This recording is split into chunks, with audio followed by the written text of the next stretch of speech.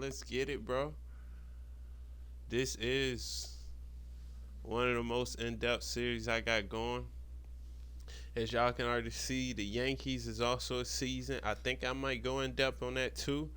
Most of my rebuilds, I don't think I want to really limit it to just an episode. I want to go in depth because I know it's fans of all teams, and I actually like building these teams and actually catering to those viewers that like seeing that. Shout out to my homie. I got a person on my YouTube that really is interested in that Marlins series. Salute to him, man. It's always good to have those comments and feedback. Salute to you, dude, bro. You know who you are. Under all these Marlins videos, showing love and also giving me good insight on what's good and stuff. But like I said, man, be on the lookout. We will be surprising y'all. Everybody on Twitch that's viewing this, man, please make sure y'all comment. Follow my YouTube and comment, leave feedback. I want to grow this channel. I do want to monetize it too. So I got to get at least 500 subscribers. And I do need, at least some people who are actually interested in this. But besides that, the goal here is to keep focusing on the content. I know if I do that, the rest will follow. If you haven't and you like the content, please subscribe though, man. It means a lot. Leave likes, puts it in the algorithm, stuff like that. That's all I ask for y'all, man. I know y'all got stuff y'all got to do too, but it means a lot to us creators on this YouTube platform. But after all that talking, man, we are here. If you have been watching up to this episode, you know exactly why we are here. And I know I said on that last episode that we would go in depth on this one. But like I said, man, I don't want to limit the series. Like if we was to go watch this game fully in depth, I feel like we would I don't know, I feel like it'll just like kind of take away. I don't want these videos being too long because people can't really watch for too long, you know what I'm saying? But if we used to watch this whole game, that would just like be an episode right there. So instead, I think we're gonna do what we've been doing. We're gonna actually go to the screen and watch this game play out. If we get to the World Series and it gets to a point where we do it, I think we do watch the World Series. We watch the AI take them on, but we taking on Pittsburgh here, man. We have fought so hard, bro. We was down in this series. I'm not gonna tell y'all how bad we was down. If you haven't watched the other video, go watch the video before this, the episode 3. But if you have, you know exactly how we got here. I kind of just gave it away, but it's Paul Skeens versus Sandy. How fitting, bro. You got the best Pittsburgh Pirates pitcher, and you got one of our most highly touted pitchers in this Miami organization. One of the few players we still got on this team since Peter Bendix got here. Like I told y'all, man, I want Sandy to retire a Marlin, man. He has been lights out pitching. He has been one of the veterans on this team, and he has been doing very well with the team we have been building around since we traded Jazz Chisholm Jr. over to the Yankees. So this is game 7, and one of us can potentially go to the World Series here. Like, we got to really take in the importance of that as an organization up until this point. With everything that has been happening these last few seasons, this is important, man. And I ain't gonna lie, it is a little nerve-wracking, bro, because for each side, man, the season can end here. The season can end here for this year, and you have to kind of pack up and get ready for the next MLB season. We are 3 seasons in, about to go on 4 after this season. Let's get it though, man. Let's get it. We gonna wear our black jerseys. We in Lone Depot. And we got Sandy on the mound against Skeens, bro. Oh, let's get it, bro. This who we been having out here. Y'all know about this squad. Rolando has been hitting good there. No way we got this is game 7. Ain't no way we got Jake Burger on the bench. I love Rolando Drake. Look at the potential in here, bro. We've been like killing the drafting, bro. We have been killing the drafting. Uh, it's so tough not putting Rolando out there though.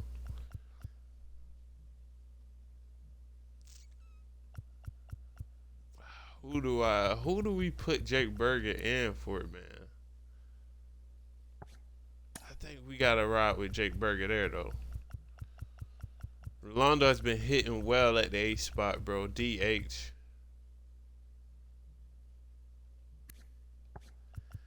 Let's rock, man. Let's rock. Let's rock here. Play ball, man. We got Sandy up first inning. Let's go. Well inning. Good inning. Oh, let's go. Xavier Edwards, go yard. First inning, dog. On schemes. We got a lot of game left though.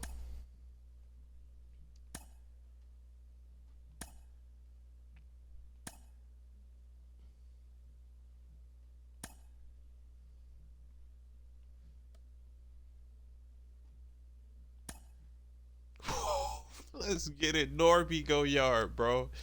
Norby go yard, bro. Sandy up. Pitching well so far. We at the 5th inning here. Let's go, man. Let's go, Merlando. What you got? Hey, yo, Edwards is doing this thing so far, bro. 6th inning. And Sandy just making it look easy, man. I don't even want to take Sandy out. Take your base, ball 4.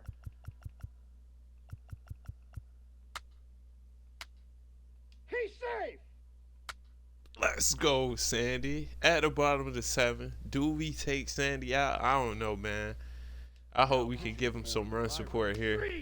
Number 34, Joey Wentz.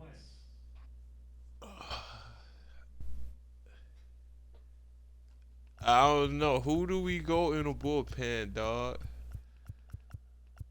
We got Nardi here. But it's all righties here. We got Cronin here. Like I said, bro, we got Noble Meyer, but a lot of our bullpen is starting pitchers that just can't crack the rotation right now. Let me see if I can give Sandy this. Let's go, Sandy, bro. Let's go, man. Now pitching for the Pirates, number 50, Carmen Majinski. Can we get a complete game, bro? Can we get a complete game with Sandy in game 7 of the, bro? Sandy, I believe in you, bro. Let's go, bro. Complete game pitch by Sandy. He went all 9 innings, no runs. We win that series, bro.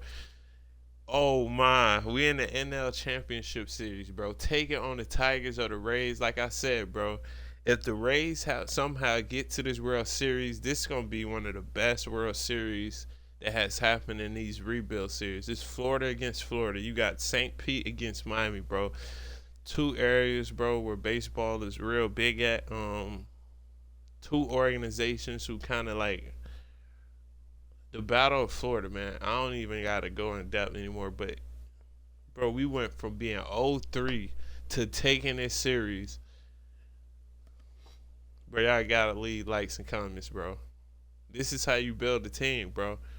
This is exactly how you build a team, bro. And we got the most great prospects drafted, bro. Let's go, man. I ain't gonna lie, that's exciting right there. Sandy, like I said, the Miami potential legend here, bro. He dominates, bro. He wanted this bad, and that's exactly what we do. And we got a chance to win a World Series in this season. Let's go, bro. Let's go, man. You don't get stuff like that too much, man. Going down 3-0, I don't even think that has ever been done in MLB history. Definitely not in the Marlins organization. What a bounce back, bro. Like I said, man, we are the resilient fighters, bro. We keep fighting, man. It don't matter. Back against the wall, against every team we done played up to this point. And unfortunately, we taking on the Tigers, bro. We don't get the Florida versus Florida clash. Man, I wanted that, dog. Why couldn't the Rays win that, dog? But we got the Tigers. Job's not done, bro. Job's not done. We taking on the Tigers, who's also a real good team that has built this team through the draft just like us. Signing free agents that make sense. Using their capital. Drafting good pitchers. Like, everybody know the Tigers just like in the same boat as us, man. Trade a lot of these players. A lot of people was wondering what was going on, and they figured it out. We got a 7-game series potentially. I hope we can mop the floor at them, dog. Like I said, we deserve it as this organization. This fight that we put up to this point, the drafting that our scouts been helping us do, the talent we got on this roster, bro, the money we have spent in investing in this organization to be great, as we know we should, and we don't even look at the money we spent. Like, this is not even a lot of money compared to some of these other organizations. Like, Padres probably got a 200+ million or budget. Yankees, they up there, you know. Cardinals, all those teams, they got those big names on their team. They got a huge budget, bro. We don't even got half of that for real. Like, we probably got half maybe, but we don't. A lot of these organizations spending a lot, but we got the Tigers here, bro. Garrett Crochet is on the Tigers. And I accidentally simulate the first game. Dang, I didn't mean to do that. I was trying to advance through. We lose that game by 1 run here, man. We got Gore and Garcia here. I'm mad we lost that first game, though. And I'm even madder that I accidentally simmed it out.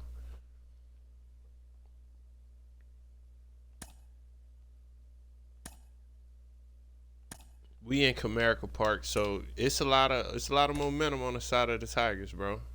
Let's play ball. But let's go. He's safe. Let's go. Bomb. Max Clark is on the rosters. As y'all know, that was one of the top picks in 2 drafts ago. Max Clark, we went 4th or 5th, one of the two. But he is on that roster, bro. So you got 2 teams who got their highly touted prospects up. We got P.J. Morlando up. We also brought up Rolando Drake, who we drafted in that draft about a season or 2 ago.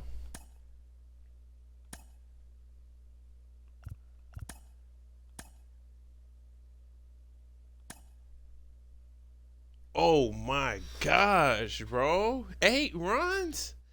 Oh my, man. What happened there, McKenzie? Man, he was pitching so well, and he just gives up 8, bro. We'll bring in Weathers here, and bro, the Tigers is on fire, bro. They put up even more runs. The pitching is just falling apart here, bro. Just falling apart.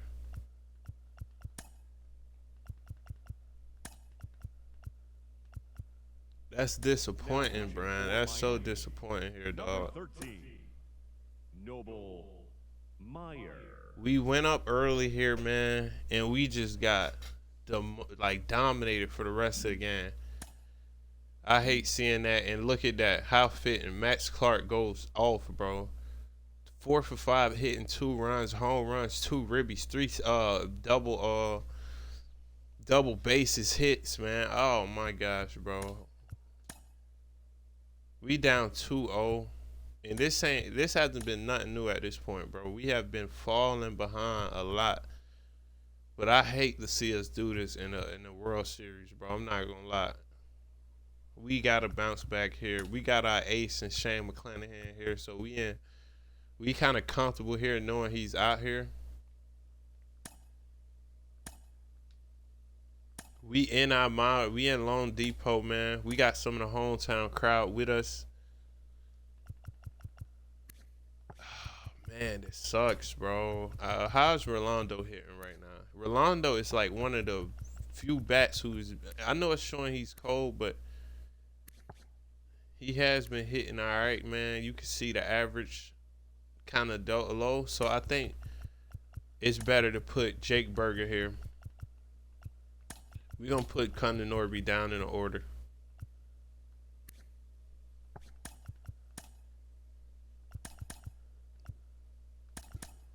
So we're going to make a few changes. I love Xavier Edwards at leadoff.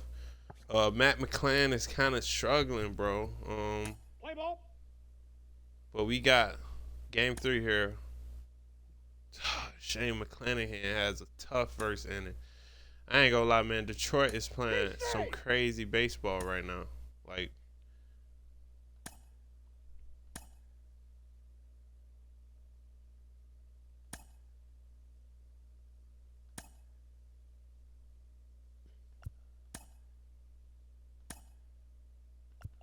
McClanahan is a little gas. We bring out Nardi here. Oh my gosh, bro. Nardi just gives up runs after runs.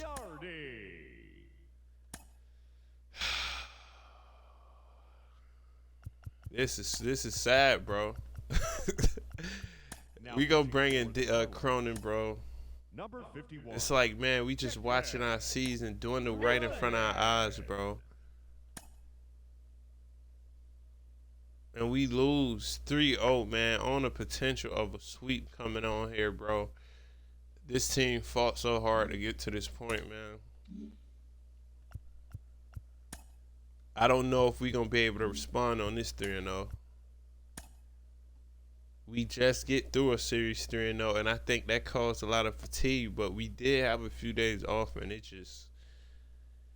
we just get dominated, bro. We get dominated 3 games. And it's not easy making the World Series. So, I mean, it's like, man, what do we do from here? Let's play ball.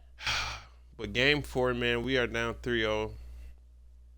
It would be great to not get swept, but I want to win, bro. I don't even care. I'd rather just lose. If we're not going to win, I don't even care about getting swept. We need to win, man. And it has to start at least at this game. We got Michael King here, who is Cy Young winner. He has been excellent for us. Let's go.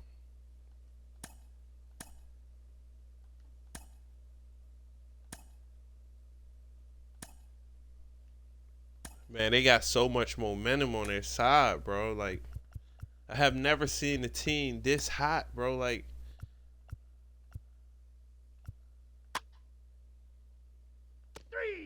we summon Jake Berger.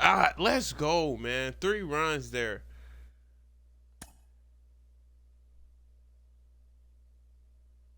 Now pitching for the Tigers. Number Ball 4, 53. take your base. Brandon. We gonna bring in Orlando here. I don't like how Jake Berger has been performing. Let's bring in Rolando here. Number 19. All right, so Michael King has pitched well. I think we go to our young pitcher Noblemeyer. This is a tough spot, being that it's only a 2-run game, but we need to get him experience in this postseason. Let's go. Excellent out of Noble. Ball 4, take your base. Take your base, ball 4. Bases loaded. We don't have nobody we can really go to. 3. Ball 4, take your base. 3. He gets out of it, bro. Let's go, Noble. Let's go, bro. Bases loaded, jam. Only get up 1 run and he gets out of it, bro. I like to see that. Ball 4, take your base. All right, so we're in the 9th. Our closing pitcher, Declan Cronin. We got to bring him out. Number Take your 51. base, ball 4. Oh, my. We let them tie the game, bro. I don't know, man. This Detroit team is going crazy, bro. Now playing right field. Like, you gotta get Number credit when 60. credit is due, and they walk it off, bro.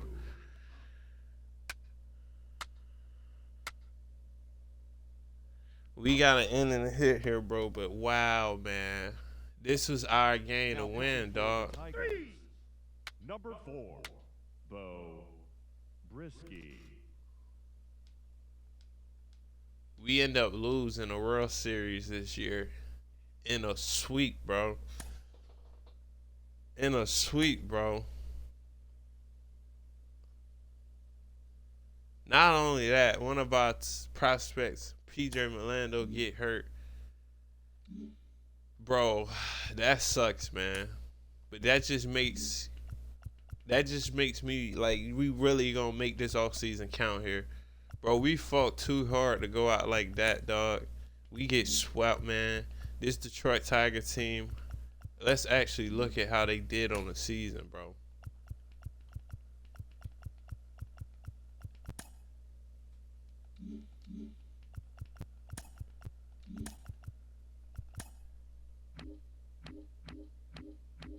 Tigers they had the same record as us, bro. They finished the season as the same record as us. Look how crazy this is, bro. We had the exact same record, and they happened to beat us, bro. But let's bounce back, man. Like I said, we already showed the awards and everything, man. Playoff MVP goes to PJ Morlando, who gets hurt. But he does get that, and that's great to have with a prospect, man. So, like I said, that stings, bro. You don't just bounce back after losing the World Series, after having the year that we have. But I think it's time we do. We got to move forward. We have to move forward. We got a lot to look forward to in this organization. It doesn't stop here. Now it's time to lock in and make the best moves that we can possibly make here in this offseason, bro, because you don't just sit here and wait for a team to try to figure it out. Like, I know we was good this year, but we got to be even better because regression can happen. You can have injuries that happen. And, like, dog, it's a bad taste in your mouth after losing the World Series. So, let's go ahead and get this going. We got Sandy Alcantara here. He wants to get paid, bro.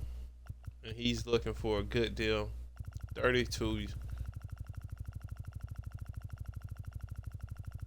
It's going to cost us some money to keep Sandy. So we'll give him 17.7. We'll either tender a qualifying offer. If we got to pay him 1 year, 22, that's cool. I don't want him to just walk. Shane McClanahan's going to cost. I don't know if we can retain Shane. I don't know. We'll send him a deal. And Mackenzie Gore also. He got obliterated in the finals. I think we let Mackenzie Gore possibly walk here. Marcus Thomas has been very good for us. I think we bring in Ramon Chavez. Let me see. Who's the best? I don't want no red. So, yeah, Andres Novaya, we'll bring him in as our third base coach. Marcus Thomas, we'll keep him for now at manager, forum director. Let's go ahead and get rid of our foreign director here. Let's see if it's some better talent on the board. David Bell is there. Enrique Fabregas. Let's throw him a deal. He's kind of young. I want to bring some youth here, being that we have a lot of prospects. I know I'm 40, and some people ask 40 is not young, but that is young. So we'll get him. And now we just got to hope that we can actually retain some of our top pitching here. But let's move on to free agency. Oh, wow. Enrique Fabregas actually got the manager job for the Giants. So that's nice for him.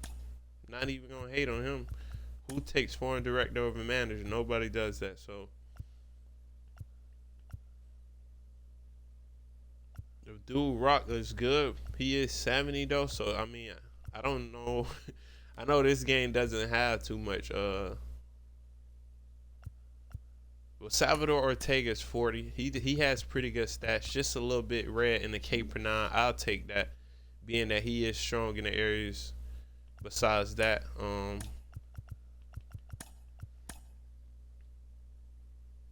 so we got Andres Nova, we got Salvador Ortega. We already tender our offers for our exclusive free agents. When we look at this 40 man, I think we go ahead and add Dylan Head, and we add Dax Fulton to this 40 man team. Being that, man, this is an off season where a lot of things can change for us, man. You got Sandy there still.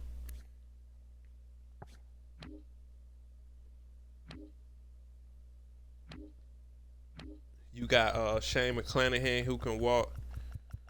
And, you know, I don't know, man. After losing, you know, a lot of people probably like, I don't know, man. We lost, so it's kind of hard to retain some of these people. They probably don't. They probably think we had one of the best runs. So now it's up for us to prove to the MLB and to this organization and the fans that this wasn't just a good season run. Like, we got a lot more in us. So we're gonna go ahead and add Dylan Head to this 40-man roster. He is getting to that point where some teams can add him and he could contribute to the MLB. We have been developing him a lot along the way. His potential is kind of down, but he is an excellent fielder. Somebody who can give us that defense. You know, if we add him to this MLB roster, so let's go ahead and add him. As far as our salary arbitration, we are going to extend all of these guys. We are going to extend them.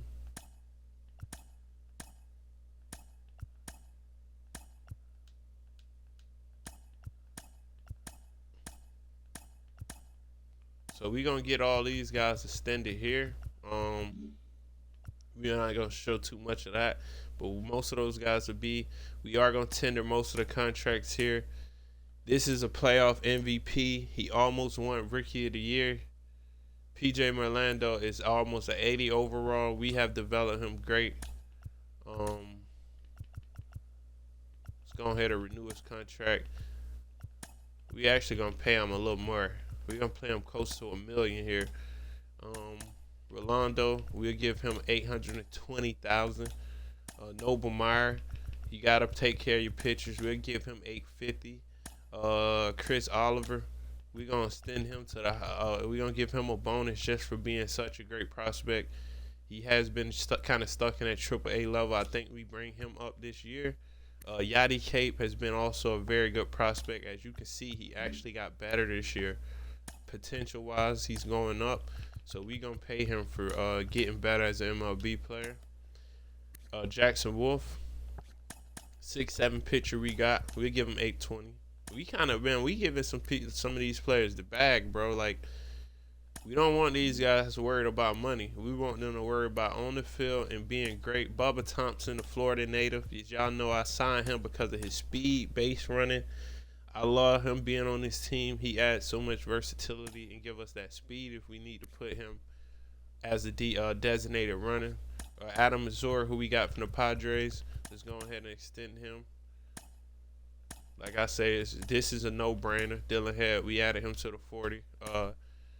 Enrique Bradfield Jr., he has yet to really touch the field on our MLB roster. We are definitely still high on him as a prospect. We definitely bringing him back. We haven't been really able to use Jared Cerner here, but it's no reason to lose our young talent. Like I said, we need depth here. We don't need to be worried about, hey, if somebody gets injured, we kind of out of it. So we're going to keep him.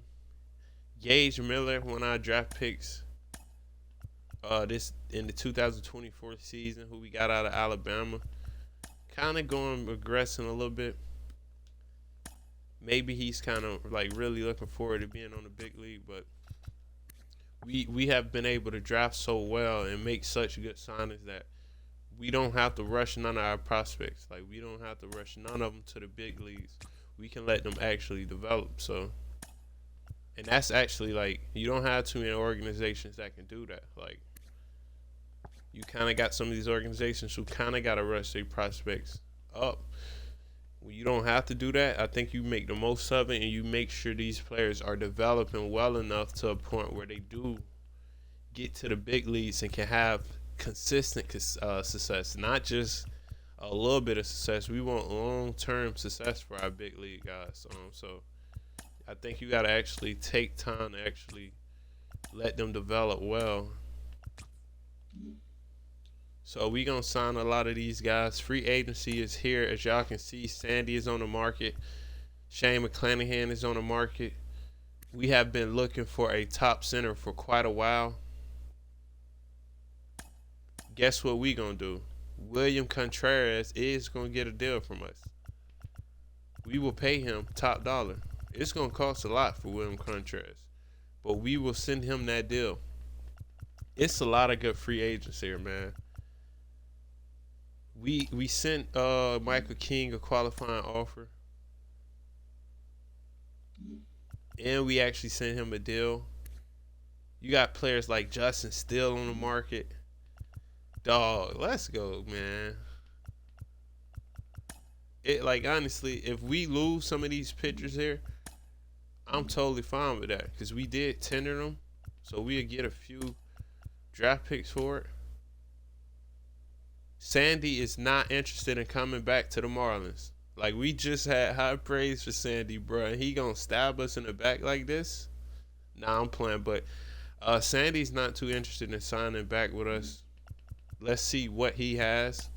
Is it the money? It's really not the money with him. I think he just wants a new scenery, because we offer him more money. We did qualify him, so if we lose Sandy, we won't trip too much, because we do get draft compensation for him. That's kind of what the qualifying offer does for you. He also can figure, hey man, maybe I just want to take $21 million for a season. But a lot of players don't do it, because it's like, if they get hurt, man, now it might be tough for their negotiation next year. You know, Shane is loyal. But Shane McClanahan is still loyal, kind of loyal to us a little bit. I think he's just doing what a business person to do. You got to see what's the value in the market. We kind of getting outbidded here. William Contreras is in high value. But, bro, we are going to be those guys.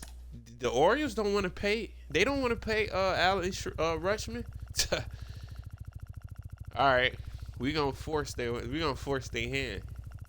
I don't even care about William Contreras. If we can get Adley Rutschman here, we have probably won this. I'm going to even throw him a player option on it. That's how much I want him to sign to this organization. I can't believe they actually not sending him giving him what he wants. What is up with the Orioles, man? Justin Steele is here. He's a lefty, bro. He pitched excellent last year for the Cubs. And we might lose Sandy here. I would give him a 5-year deal. Player option. Y'all know I love giving those player options, because it gives players that thought process of, hey, man, this team is going to allow me to bet on myself. Like, we don't want to hold y'all hostage, and we want y'all to pitch well. Tanner Houck is here. Shane Baz from the Orioles. Luzardo is available for us again if we want to go there. And he's not even asking for much, bro. It won't cost a lot. But I think what we do here, I think we kind of let this kind of play out, see where we at in free agency. Let's get to this. Let's get simmed in a few days here. See how it goes. See who signs where. Oh, my. Are you kidding me, bro? Rutschman, dog, what's up, man? He signs to the Braves, bro, and we give him an excellent deal, and he still doesn't sign with us, bro. He wants to go to a more sure team. So Rutschman is on the Braves, bro, and that's a bummer there. So we gotta offer William Contreras a deal. He wants to get paid, bro.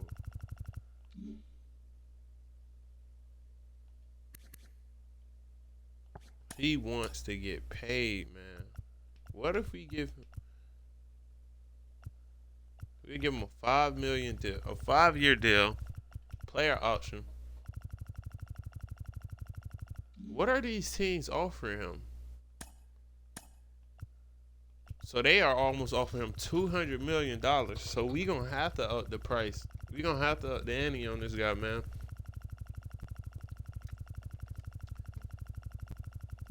It costs to be a World Series team. And one thing we not gonna make the mistakes of doing in this Marlin organization is not being aggressive in this offseason.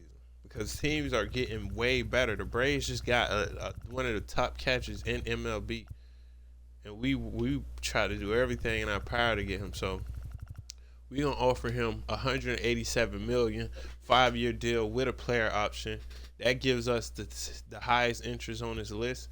Don't mean he'll sign to us, but we do everything in our power to try to make sure he does.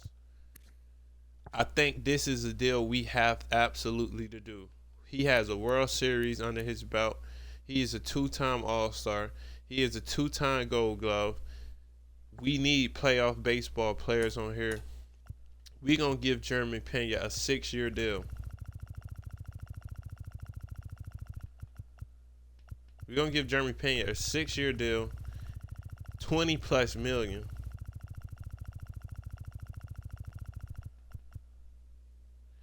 With a player option on that 6-year.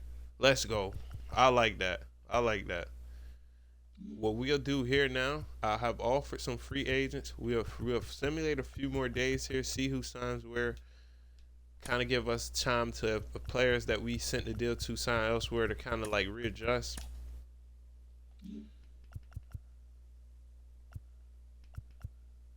Okay, so it's about 11 days into that free agency too.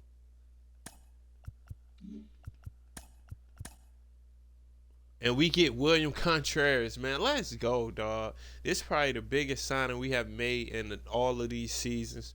We almost paying him $40 million at the catcher position. We needed this area. I know we drafted a catcher with the first round, but he's still developing.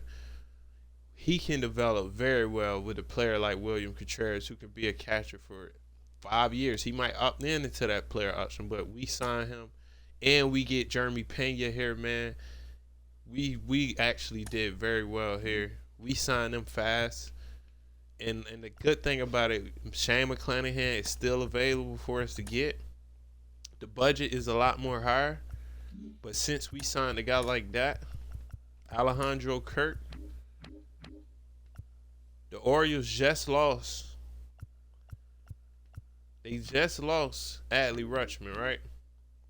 They have a young, good catcher in Augustin Ramirez, but we can leverage that to get something from them. I do think bullpen is help. It will be excellent for us.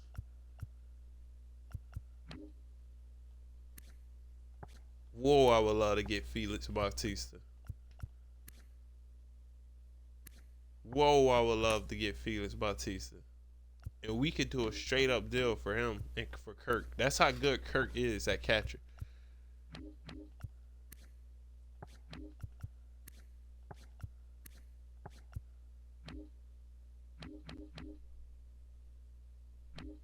Let's look at some other teams here. I don't want to take like such a good player from the Orioles, being that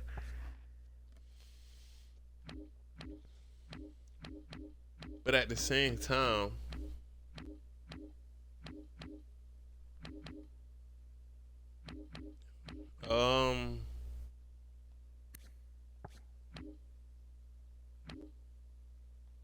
they got Blake Sabel at the Reds.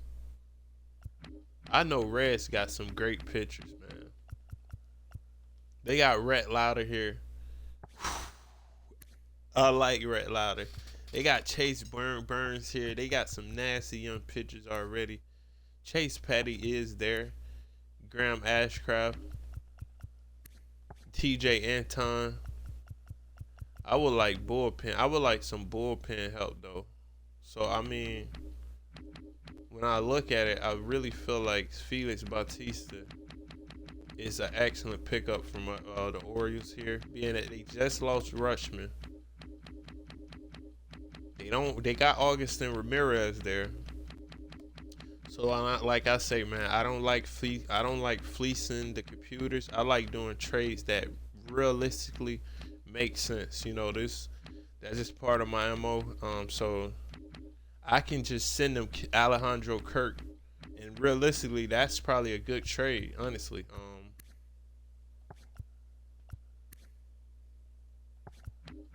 That's a trade you can probably get up for a pitcher, but being that we know how good a player Felix Bautista is for this team, they do need a little bit of first base help. So what we gonna do here, we gonna move Jake Berger, Alejandro Kirk,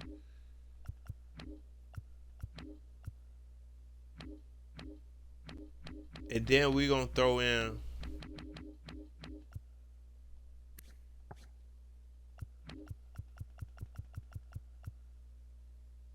this is enough. Jake Berger and Alejandro Kirk is an excellent deal for the Orioles. We give them a third baseman that they need, and you get a real good slugger. We have been very appreciative of the service that Jake Berger has given his Marlins organization. Realistically, I do think Jake Berger is somebody that's going to get moved in his organization at some point. It's no better time than to do it now, being that this position is just getting filled up. We got Chris Oliver, who's been waiting for his shot.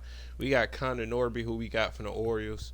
So why not let's deal with the Orioles, who gave us a good deal. So excellent deal. We bringing Felix Bautista here.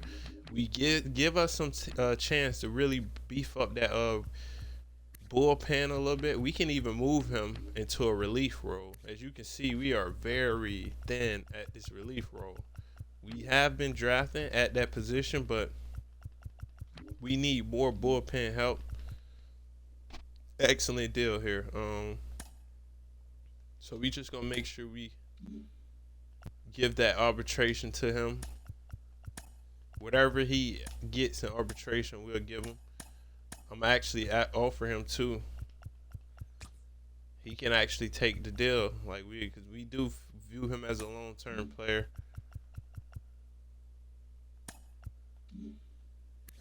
I like Matt McClanahan here, but to be honest, I do think we maybe moved Matt McClanahan here, being that we just signed Jeremy Pena.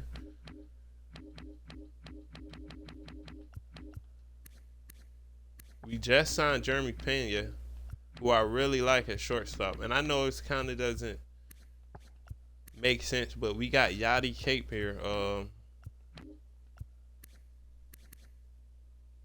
Nah, it's no point of us moving Matt McClanahan.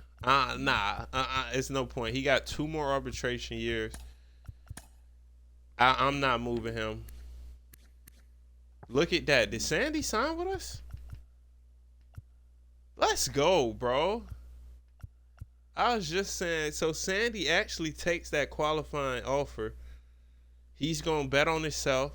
He's going to give us 1 more year. I think he's seen some of those signings that we did or heard about it, because he signed 1 day before. And I think that actually pushed players. Like, if you look at the off-season transactions here, that pushed players like Jeremy Pena and Contreras to sign with us, because they see, all right, they have a great pitcher that's returning back. He actually was part of that game that took us to the World Series despite what happened. Excellent. So Shane McClanahan is somebody we can lose now. As you can see, teams are offering him top dollar. Maybe we should pay Shane McClanahan that top dollar, but like I said, I don't know if I want to get up to $240 million right now when we have so many good pitchers here. Nick Lodolo is kind of cheap here, man, and he is a lefty, and I like him a lot more than I. Let me look at how he pitched.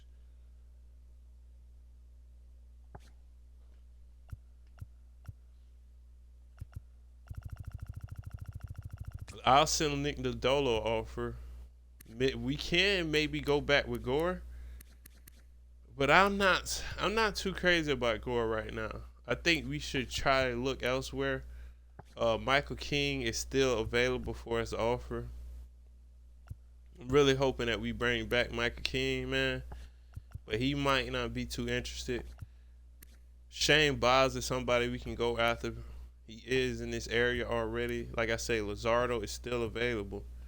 It's a lot of pitching available here, bro. Like, you got Zach Wheeler, who's older here, but maybe he could be like a fifth guy, like a fifth piece in our rotation. I think we send him a deal. He doesn't even want too much money. We'll give him $5 million a year.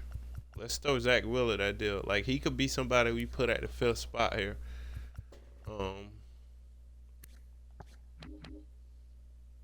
We don't need to really go closing. We have a top ranking prospect at closing, and then we just bring in Felix Bautista, Will Vest, who we moved. He is back here. He was an all-star when he was on our team. I think we go back. Will Vest is there. Let's see, man.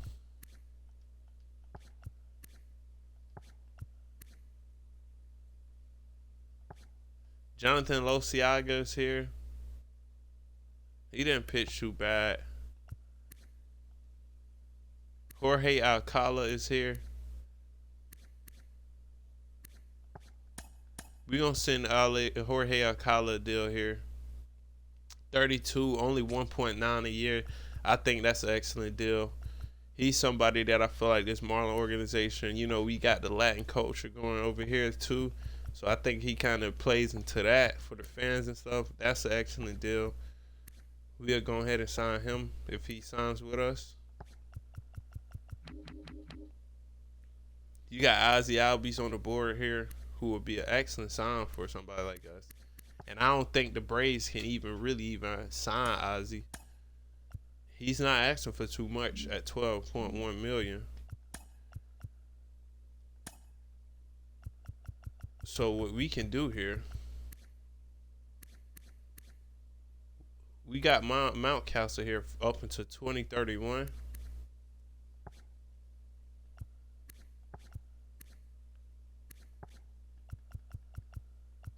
Let's see. Let's go to free agency 2.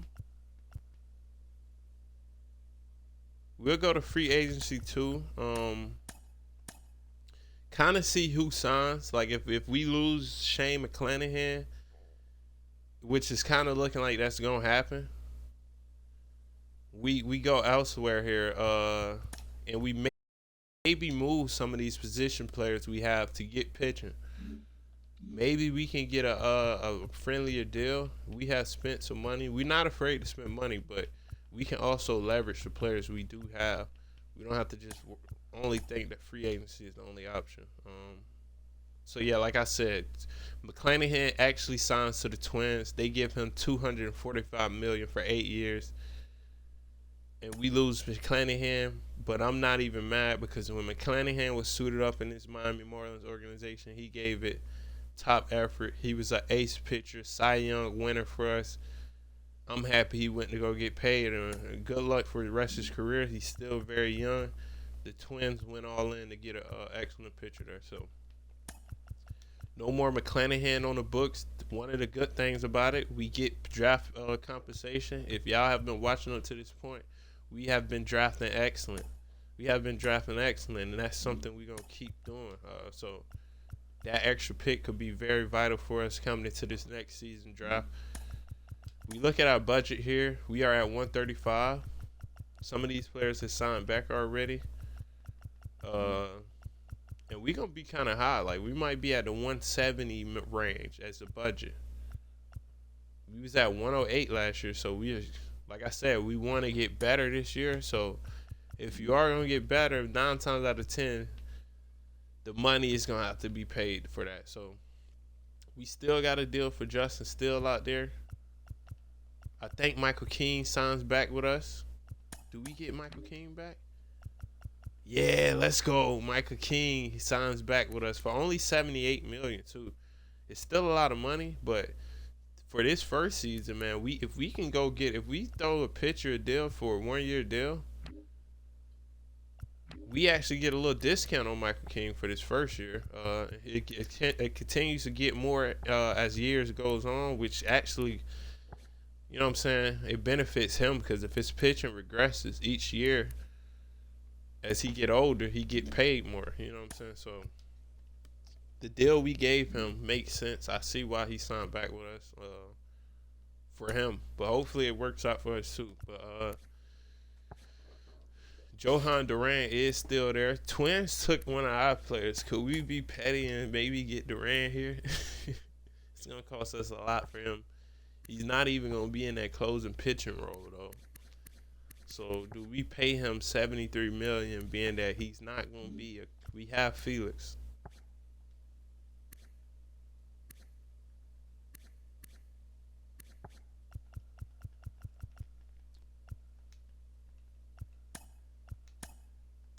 I would like to bring in Justin Steele here. But Nick Lodolo definitely looks like the better option. Bailey Ober here would be a good signing too. And he's not even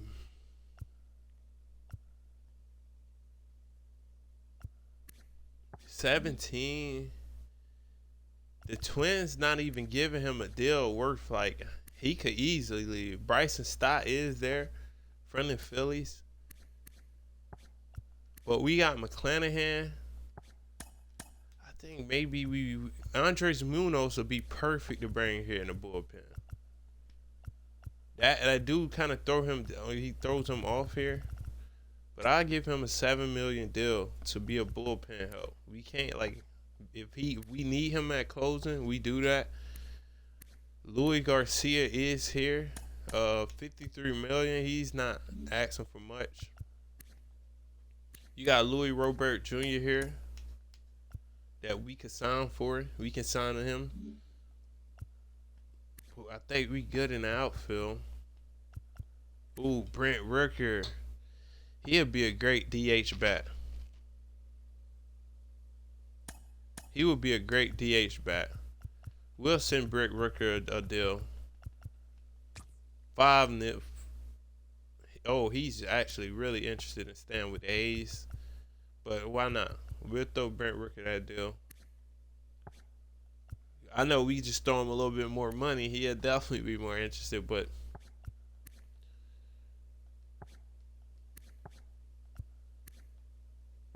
look at all of this talent here, man. It's just like, man, we want to get everybody, but we got to be a little bit smart here. Seiya Suzuki is a good pick, maybe.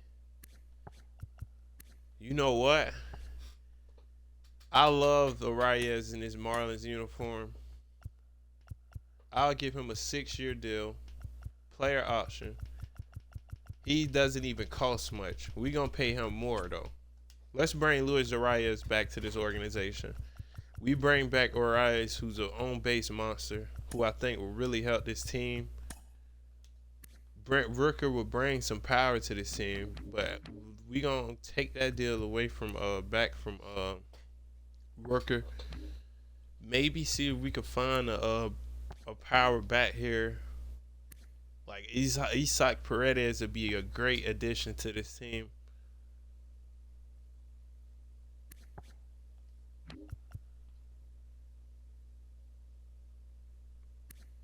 Brandon Rogers from this Florida area could be a good addition to this team.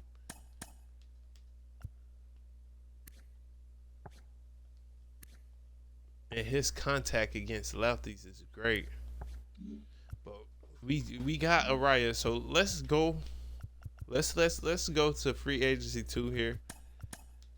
See who signs with us. We can't afford we are spending money. We can't even afford Justin Steele. But we still got the contract of Luis Arias available. We still got these players we got to offer arbitration too. So what we're gonna do here is we kind of gotta move some of these contracts. We have to, because it's getting to a point where our books is getting filled up. So I think Ryan Mountcastle will be somebody we move here. We have an access at that position.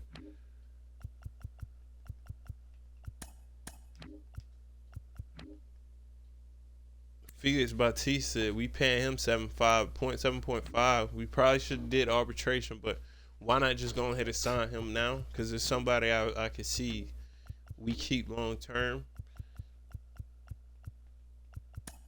JP Crawford is getting paid 2.1. We'll move him. We don't really need him. We're gonna give our rookies that chance to platoon.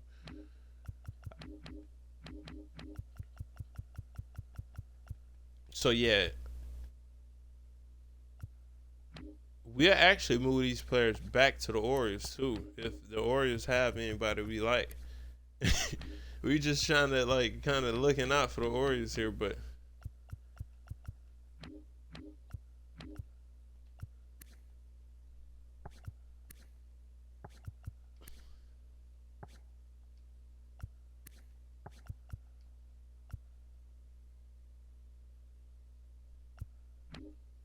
Oh, Yanner Cano has just kind of been regressing.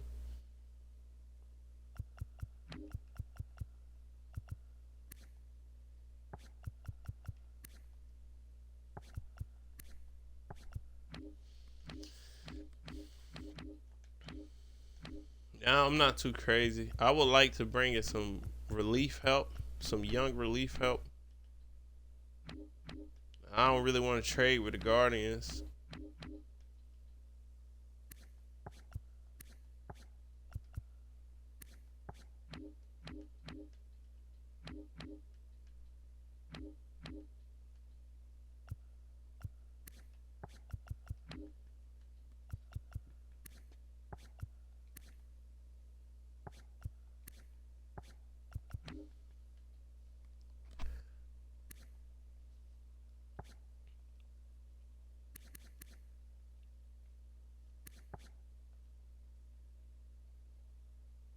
Let's do this deal with the Phillies.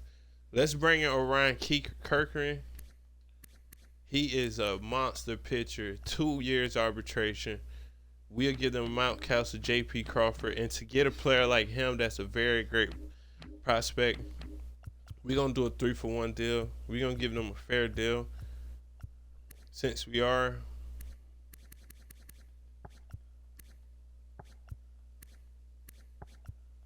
Do we got a lefty in the bullpen?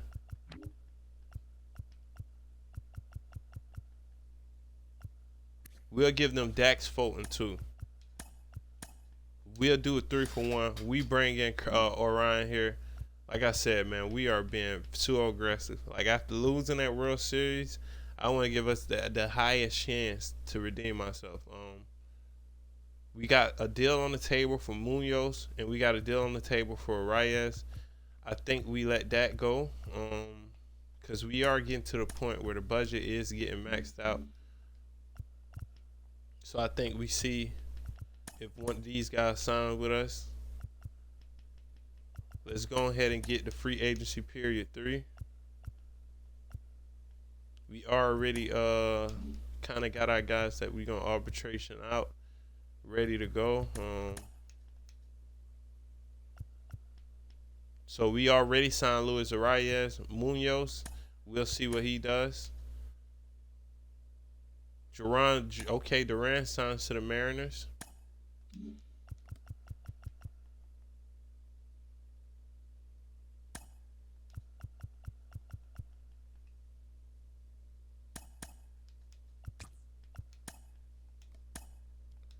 Make sure we retain our prospects.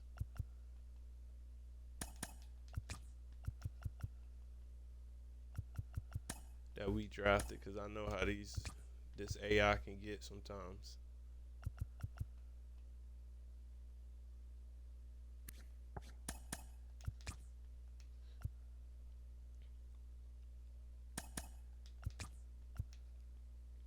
I don't need to be signing a bunch of prospects because we didn't retain half of them.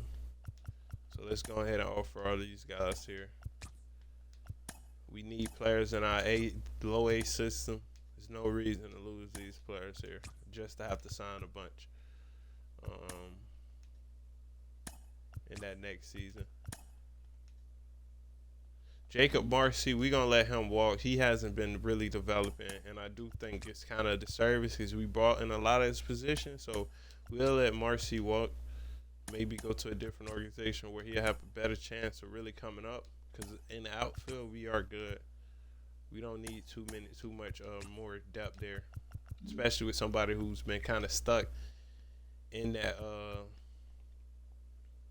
role there. So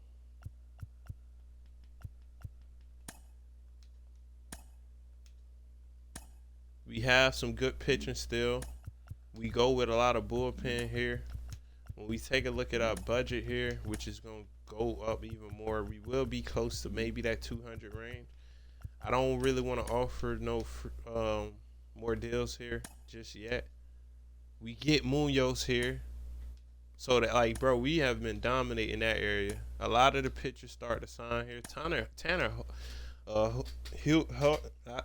Hawk. There we go. He actually was like a discount. Luzardo is not even like, we can't pay Luzardo 13 right now. And he's very interested in returning. Let me look at the budget here.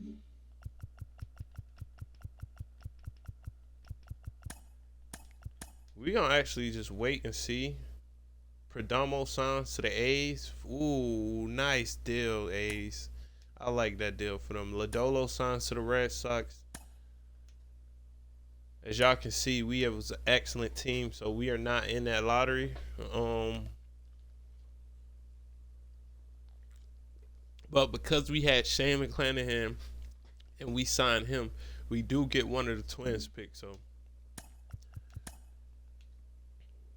Luis Garcia signs to the A's. Bro, the A's are really dealing right now. The Red Sox get Gore. Dean Kermer signs to the Rangers. We just going to take a look at the Rule 5. Brian Ramos was there. Ooh, it was some good. Look at these signings in Rule 5. So many teams are getting good, man. And look at that, dog. Nathan Martorella finds a home with the Nats, man. I hate to see him go. But I do like seeing that he's able to maybe really help a team. It's just we didn't have too much room for Martorella. So dope to see him sign somewhere else. JP Frierson, they got Evan Phillips, Michael Grove. Let's go ahead and get Michael Grove here. I don't know how much Evan Phillips is going to get in that arbitration, so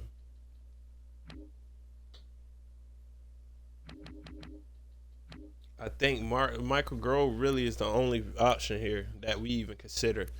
Only $580,000 to bring in. That's a good deal, and he has more arbitration years. We sign him.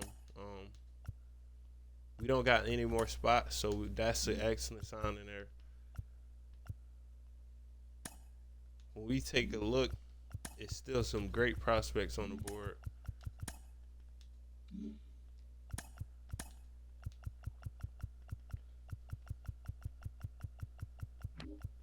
This year, we make changes where we actually invest more in positional players.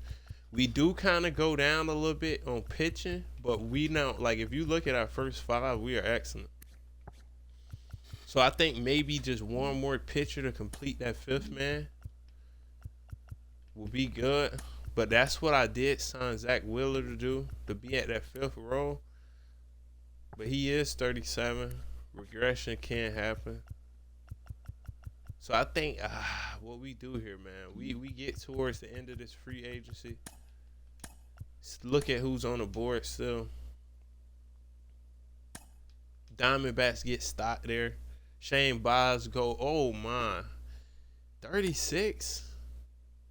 It's not a bad deal. Alex Vigia signs to the Giants. So let's take a look at free agency now, being that a lot of our players probably have been signing back. Most of the pitchers are gone, but somebody like Brandon Rogers, who we considered, who killed Badu, is a lefty. Most of the starting pitchers are gone now. That'll be worth grabbing. Garrett Cole is available. It doesn't even cost much for him, being that he's 37. But I don't think we got Zach Wheeler there. J.P. Sears as a lefty is a good signing from the A's. I'd like to develop him here. We'll send him a deal. And that's it. No more deals here. Maybe somebody like Varsho would be good, but I think we good here. Maybe seeing if there's any power bats here.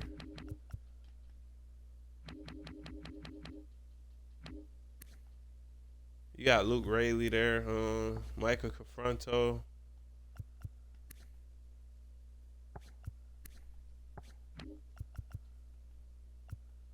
Cedric Mullins, not a bad pickup here to be at that platoon role.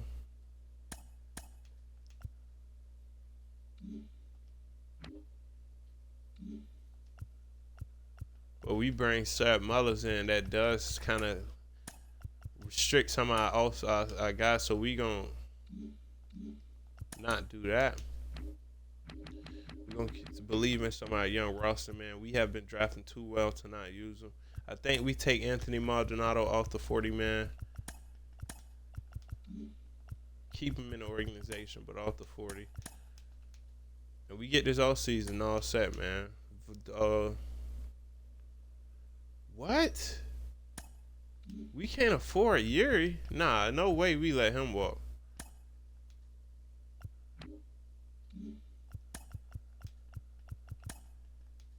So, man, it's no way we letting Yuri Perez walk.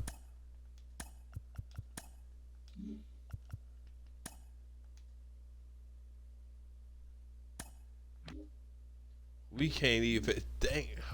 Let me see this, man.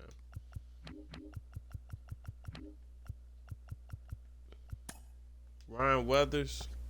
I'll be okay with moving Ryan Weathers. Let's see what we can get. I just don't want to take on any more salaries. High salaries here.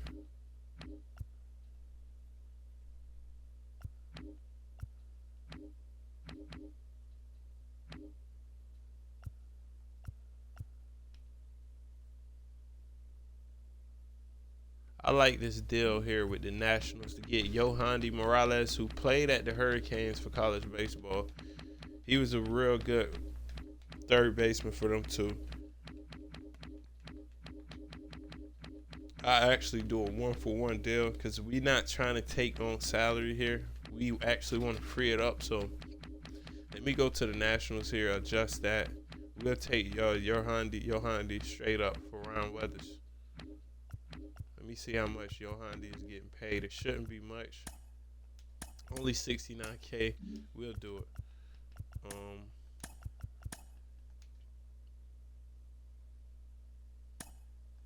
Man, we can't afford nobody.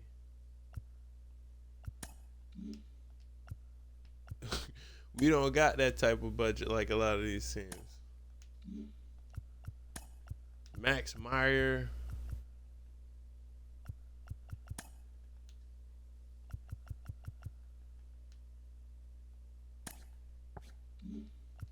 Maybe it's like a glitch here because these players are still on our roster.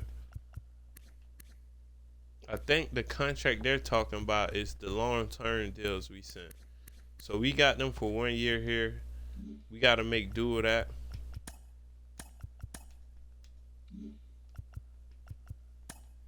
I'm actually going to take my time and make sure they don't go on free agency here.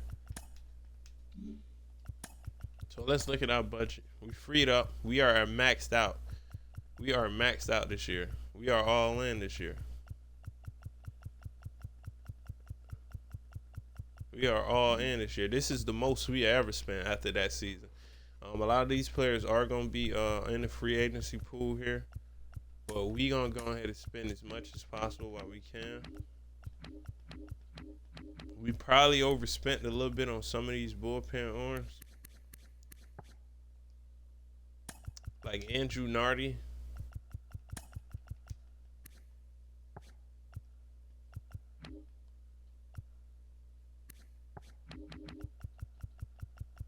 I'm good. Let's see. Is there anybody that we can maybe move a contract and not have to worry too much?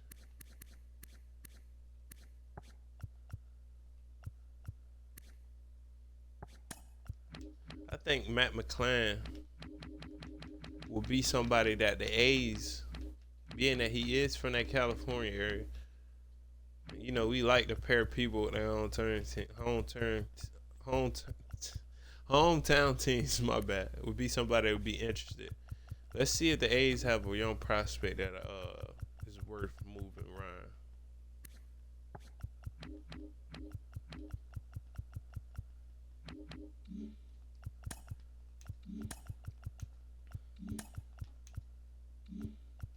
We probably wait to do this. Nah, it'd be better to do it. Like Matt McClain really ain't gonna make a difference for us to move, but we signed Arias, we signed Jeremy Pena, we got Xavier Edwards. It's just too much to have somebody like him that's so good platoon when we can get a lot of value for him.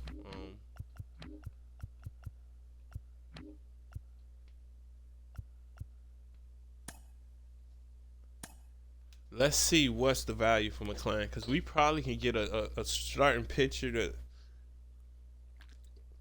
I know we are good in pitcher, but if we can get another young starting pitcher that can give us some depth, that would be a real good deal. The Orioles are all in to get him.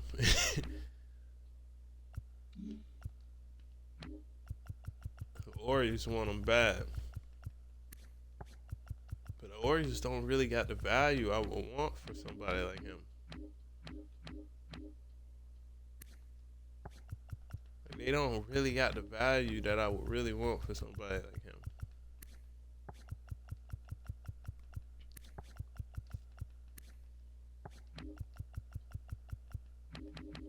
Do they got a positional player that I could get, maybe?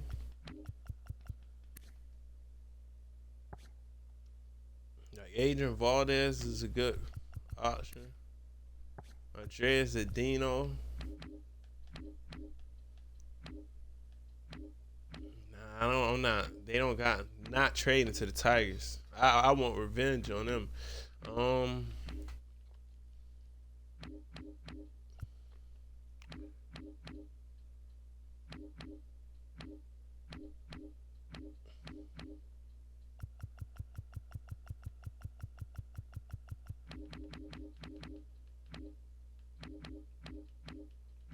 The Rangers.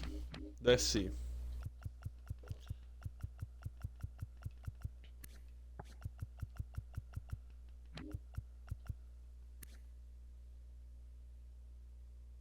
They got Altman here. Johnny Gagnon.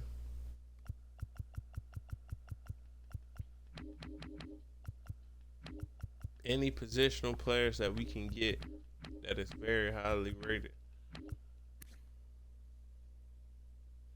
They got Jimmy Hopper here at center field. He has excellent speed, and he looks like he's going to be a good one. Let's throw Jimmy Hopper in there. Jimmy Hopper.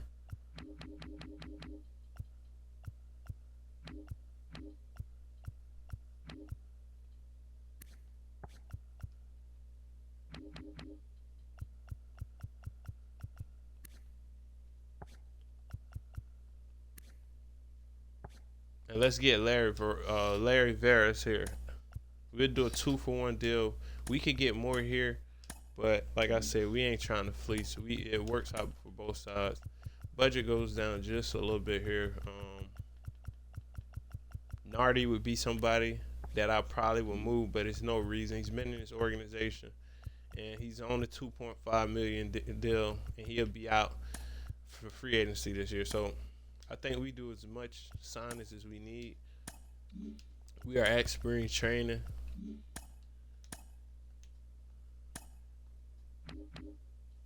Jeffrey Styles, we just got him in a previous draft. He is a very good shortstop. He is highly ranked. Potential isn't that high, but man, to get a prospect at a 72 overall who could potentially help, and he plays 5 positions. This is one of the reasons why I moved Matt McClain, because we got a player like Jeffrey Styles who can play just as many positions. We got a lot of control time on him.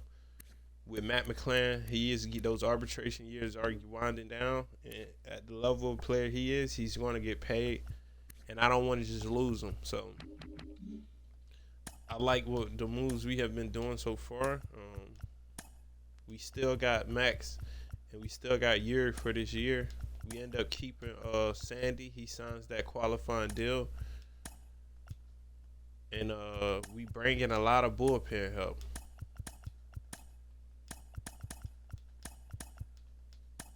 We are actually gonna move Sandy to that ace role. We'll have somebody like Zach Wheeler at the 5th. For some reason, I thought Zach Wheeler threw left. That's why I signed him, but he actually throws right. So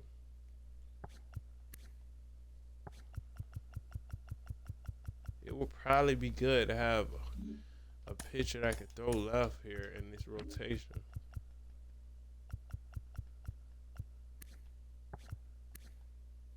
We got JP Sears here, but I wouldn't be comfortable having him at the 5th spot.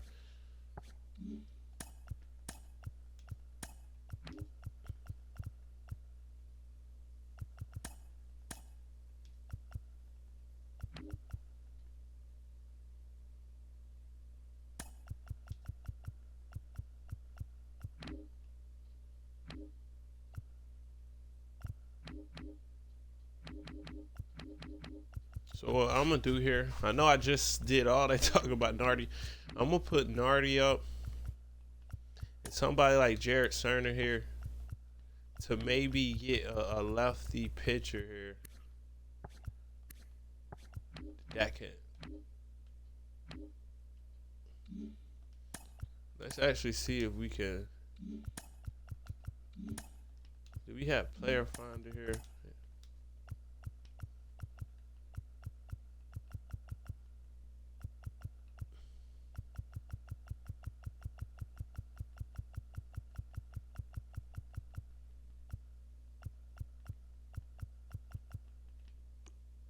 Let's see some of the lefties that's on that we could maybe trade for.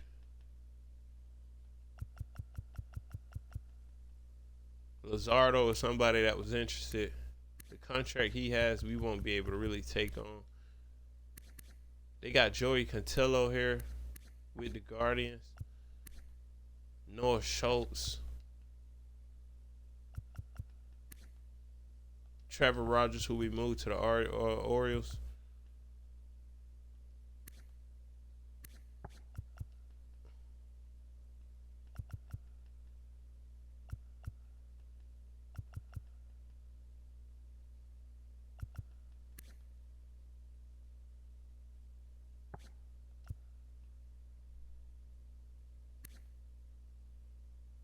K. Povich, maybe.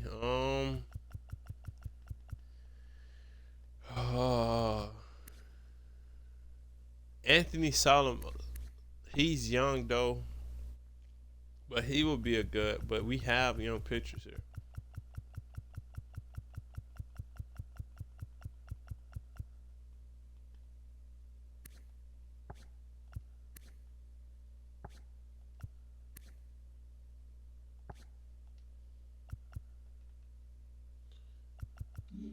Let's just rock with what we have. I don't like just having nothing but righty pitchers with no lefties. So I mean, at some point we gonna have to address that. I feel like having 5 right-handed pitchers just feel like you overdoing it a little bit here.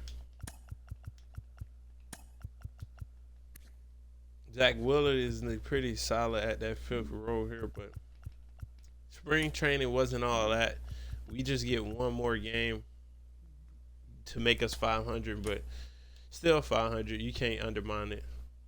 We starting this regular season here, rated number one in pitching, rated number one in contact. Look how far we came. Second ranked in the MLB ratings. Look how far we have came since the start of that first season in this rebuild to now. The improvements is crazy. Just a little bit underneath that budget max. Let's take a look at the pitching rotation we'll have. We got Adam Mazur here. Noblemeyer.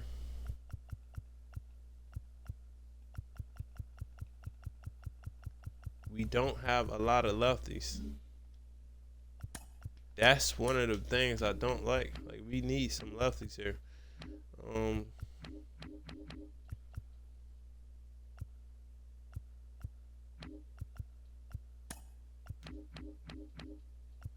So let's move some of these prospects we got for a lefty, some lefties.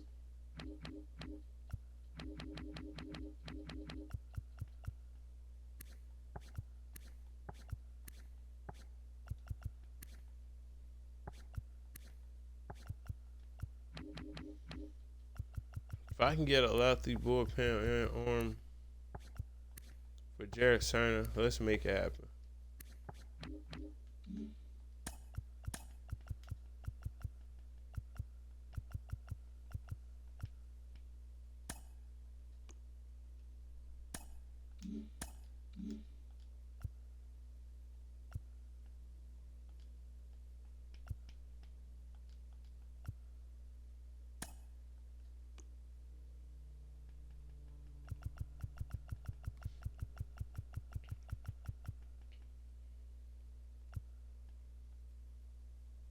What? Tanner Scott in AAA?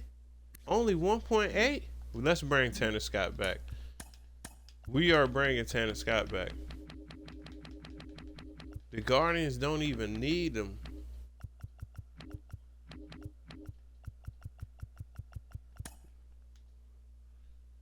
Wow, he's a first-year free agent. Tanner Scott is on our radar, bro. We can't trade for him. So I think we just run with what we have here. Like I said, at some point I am going, once that contract restrictions get up, we are going to trade to get him back. I am not too happy about Noblemeyer not being on this rotation. They rather have Mazur here, so let me make that change. I actually want Noblemeyer being in the bullpen.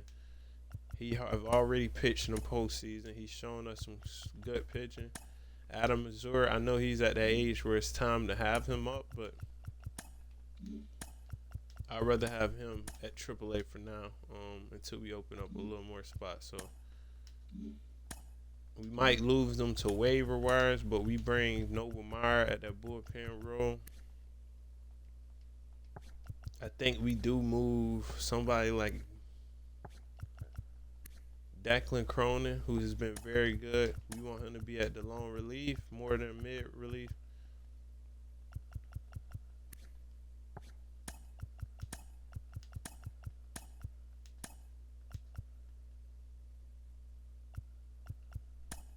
And move Nardi there.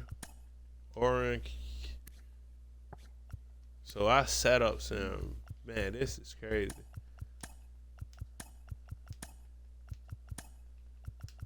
This bullpen is crazy, bro. This bullpen is crazy. So y'all see this. So this is the starting lineup we running with. Like I say, we're going to try to get Tanner Scott. We need another lefty. We can't only have one lefty. We got 5 starting righties. I don't like that, but that's what we got to roll with for now. It's bad on my end. Nicky Durham, who has been one of the pitchers we drafted, he is starting as an ace in that AA system. He is definitely progressing well.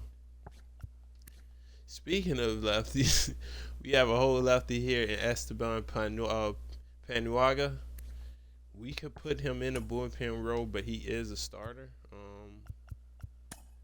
I really like how we have been drafting pitchers. I think it's time to bring up Dave McCormick to AAA though, because it's about time for him to get ready to be a part of this MLB team soon. I think he already pitched a little bit in AA. Let's see him pitch against some of the top level talent. We'll move Tom Ye to AA. And somebody like Austin Roberts, double Class A, being that if Missouri passed through the waivers, he will be there for us to in that AAA roster. So this is who we running with. We got Jordan Sheffield, who we signed. He was a little older from the Rockies. Gives us some of that veteran presence. I think we have him over Tim Hag at that 5th spot. But yeah, this is who we running with. We don't got to close in pitchers per se. We'll put Tom Ye at that. And we got room to even move up some pitching in AA. JP Sears is the ace for AAA. Speaking of lefties, we do have him, but I'm not comfortable bringing him at that 5th role just yet. So we'll keep him there. We got Larry Veras here in the bullpen. George Soriano, Maldonado, Chandler Joswiak, John McMillan. And then for starters,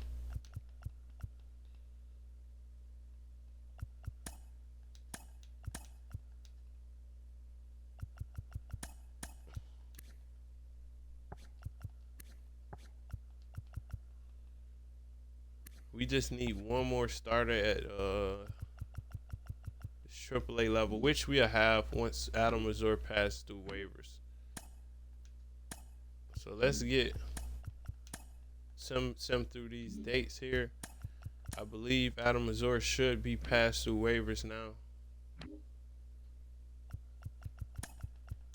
And he has.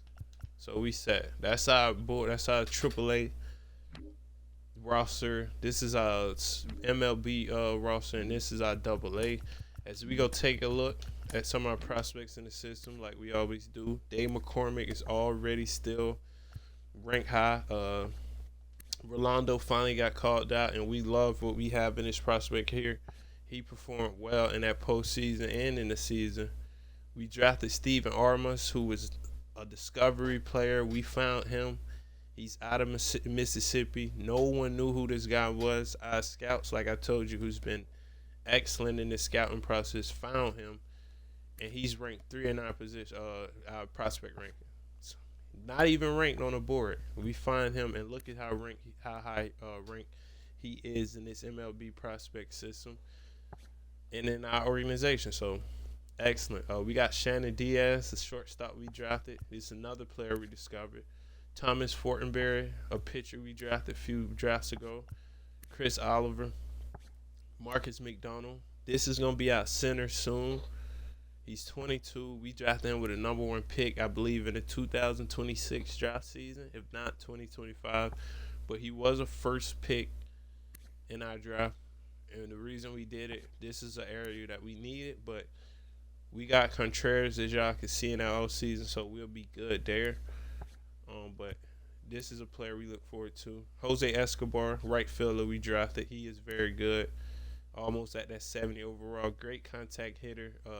Fielding, vision, those are areas where it's kind of low, but that's why we allow him to develop. Jimmy Harper, who we just traded for with the Orioles to move some of those contracts like Ryan Mountcastle. We get him as a center fielder, 20, excellent speed. Somebody that we can use to really impact that outfield system. Adam Ray, great bullpen arm. Like I said, that's been an area that we've been kind of low on. We beefed that up a lot in all season, and we also got prospects to really keep that going. And these are the rest of the guys. We got Dylan Head here, who's been developing. Gage Miller, Carter Johnson, Cass Tashner, another center that we look to have part of this MLB team. So, yeah. I think maybe it's a good time to bring up somebody like Carter Johnson. I think Carter Johnson will be ready to be at the Triple H level here. Somebody like Brett Roberts, he's not gonna really get too much time here.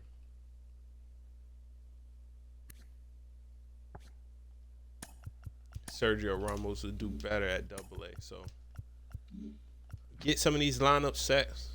Let's get ready for the season. We will be at back at this midway point about 2 months in, see how the team is doing. But as far as before we go, as far as the MLB lineup, this is who we got here. We're gonna make a few changes. Trey Morgan on the bench is crazy, bro. Griffin Conine got to be on the bench. I'm sorry. Trey Morgan is not. So this is what we got. We got Xavier Edwards at leadoff, Rolando Drake at 2 spot, William Contreras at 3, Pete at 4.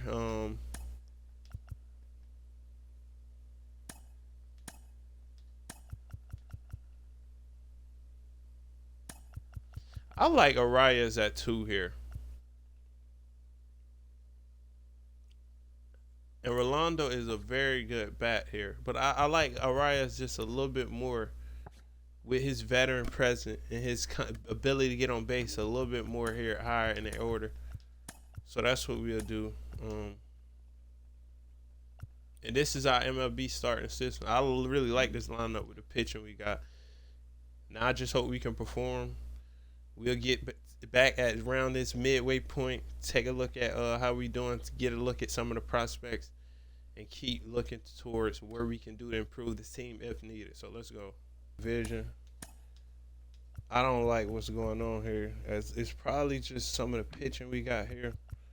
Not being that we got a righty, lefty, we won't be able to move Zach Wheeler for a while. Max Myers is doing well. All right, 4.24 ERA. Michael King kind of ERA wise isn't all the way there. Yuri Perez is kind of digressing a little bit, so I think we don't waste time here. I think we get a little aggressive here. Maybe try to move someone that could be moved. Pete Alonso has been good for us. Trey Morgan has really developed well for us as well, though.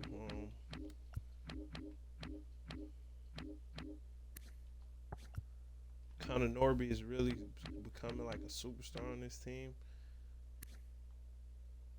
And I like Griffin Conine here coming off the bench, but I'm trying to figure out what's something we can move and maybe get some value to get a lefty pitcher. I'm gonna actually see if Tanner Scott is available just yet. I don't remember the date. But yeah, so we got into June 15th, which is the next month here. I don't know if we can wait. Season is getting a little crazy here, so I think we're going to just go ahead and try and put Noble Myers at this 5th spot, put Zach Wheeler at that bullpen. I don't think Zach Wheeler was a great signing for us to do. But like I say, man, we do have some talent here, man. Just got to get together here. A few injuries. Rolando Drake is injured, so he'll be out for the next 2 to 3 weeks. Y'all know that one season we really kind of fell victim to injury, so hopefully we don't have an injury-plagued season. But that's kind of why we drafted so well. We are in 7 weeks of scouting. As y'all can see, I have some prospects we are looking at here. We got much more to go. We'll go all over those prospects on draft day. But let's get back to the season here, man. Changes are possibly in the works. We just got to wait for some of these people to be eligible to be traded. And we are going to get some of these people moved. Hopefully we can finish the end of May strong, get into June pretty solid, because the Braves is really taking this division. And we can't, I don't really like our team just constantly being a wild card. We got to start winning the division, which we did last season and made it to the World Series. But we got to make that a norm. So just a little bit more work to do here. So it has been feeling like, dog, we've been waiting quite a while to get to this point. But We're gonna go ahead and get Zach Wheeler. Uh, Andrew Nardi is not really bad. We need lefty, so there's no really real reason to move him. Jorge Alcala, I don't think this is gonna be a good contract in the long run. So it's probably good to go ahead and get him on this board here. And honestly, man, I'm really debating on if Alonso might be somebody we look to move here. Being that we have some depth here. But man, we need that power back. So I don't think I think we should just go ahead. It's only 2 more years. I think we keep Alonso. But we need to get aggressive and get us a pitcher. A starting pitcher here. This should be more than enough to get Tanner Scott here. Let's see. Yeah, this would be more than enough. But maybe we can even find a way to maybe get a pitcher in here. They got Brandon Dottie here, who is a good right-handed pitcher. But I need somebody that's more proven at the MLB level. They don't got too much room. But we'll move Zach Wheeler and Alcala here. It's a great deal. Tanner Scott will be a free agent after this year, but we give us some cap flexibility here. And let's take a look at the trade block here. See if there's any pitchers we can get. It's not too many pitchers on the board. Somebody like Aaron Savali is available. But not too many pitchers here. We'll take a look again maybe at like the trade deadline. Landon Knack is there. He is a lefty bat. I thought he threw left. Okay, nah.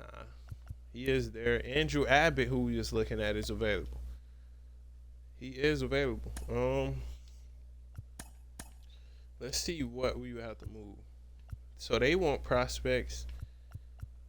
They want a prospect for him. I really like Yohandy Morales so much to a point that I will move Gage Miller here because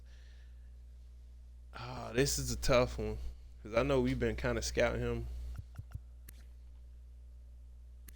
Let's actually, maybe we move Davison here. We move De Los Santos here for Andrew Abbott.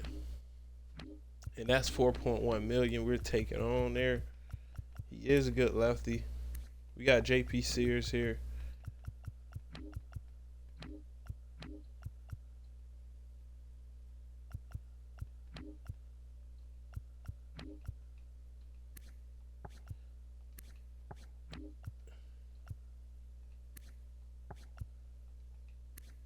And maybe we'll throw Johnny Olmstead there just to make it look a little more appealing, but that's a good deal. We get Andrew Abbott here.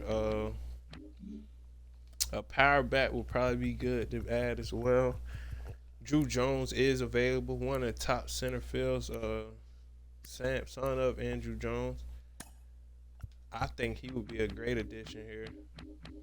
I know he is a rookie, but he only is at 102K. They're looking for a third baseman. This would be a deal where I would add Gage Miller in.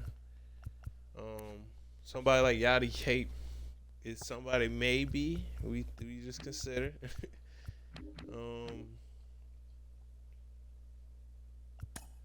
I'll throw a Dylan Head in there.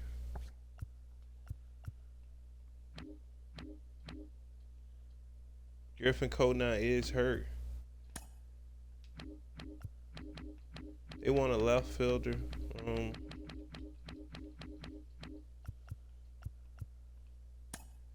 Joshua Baez is just kind of here on the team.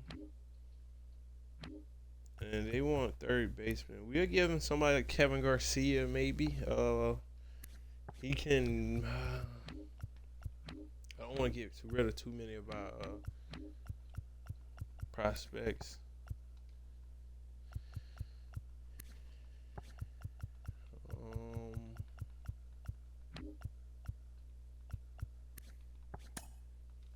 And throw Tim Hagen. I don't think that's a great deal. So, Shane Sasaki. We'll throw Shane Sasaki. Gage Miller, Shane Sasaki. Who do they have at the position though for them to be willing to move him? Okay, so it is kind of a log jam.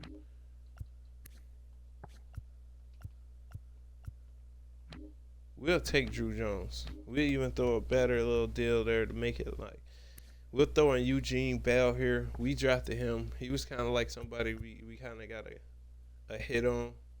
I know it's thin at first base, but I like this as a better trade for him to get a player like Drew Jones. He is a highly ranked prospect, so we'll bring in Drew Jones here for some outfield help. We'll let him platoon a little bit this first year. Being that we do got Rolando Drake taking on that outfield role, we bring in Andrew Abbott there.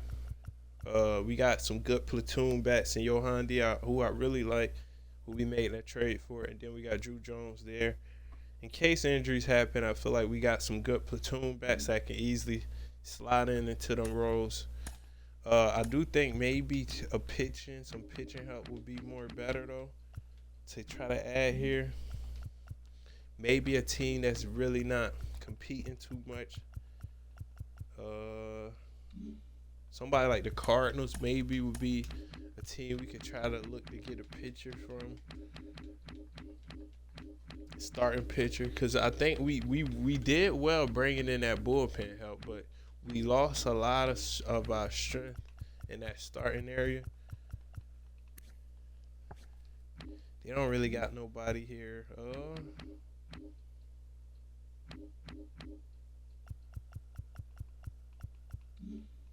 Yeah, we'll wait till that deadline, see who's there. We'll put Abbott at the fifth spot. We need a lefty. And he brings that depth. We got a lefty in the bullpen. We got a little bit of spots in our MLB bullpen too.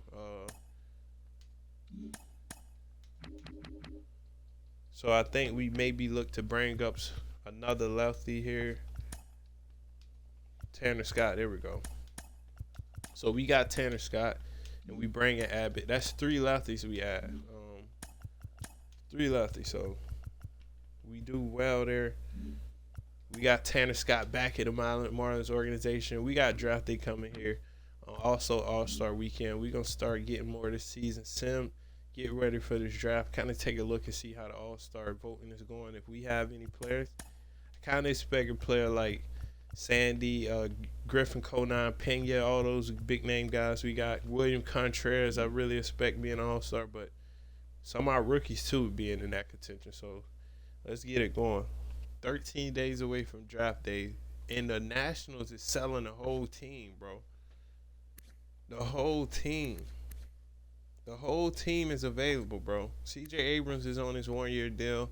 We would have to give him a haul to get him. Dylan Cruz is available, bro. And, man, if you know about Cruz, bro, we have Trey Morgan here. If you know about Dylan Cruz, bro, you know he was a monster in college.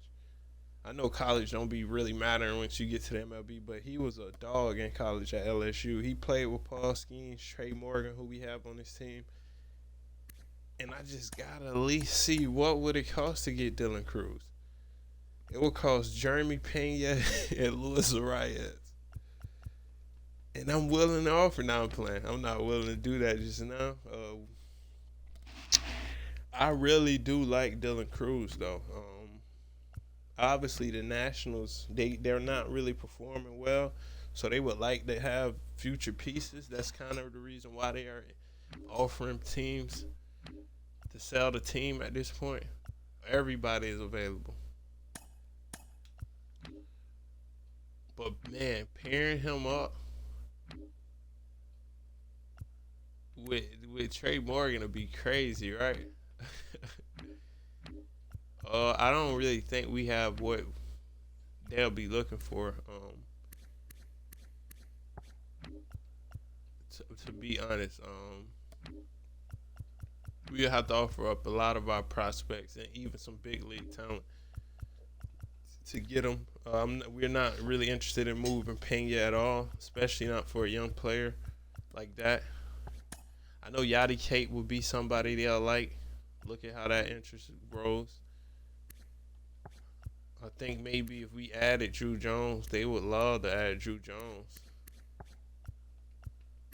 for a player like Dylan Cruz.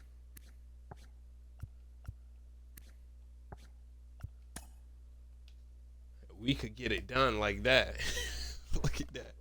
We could get it done like that. I know we just traded for Drew Jones, and he has been able to get reps because Rolando gets hurt a lot. His durability is the only thing that matters, and that's what makes me is the only thing that really holds him back.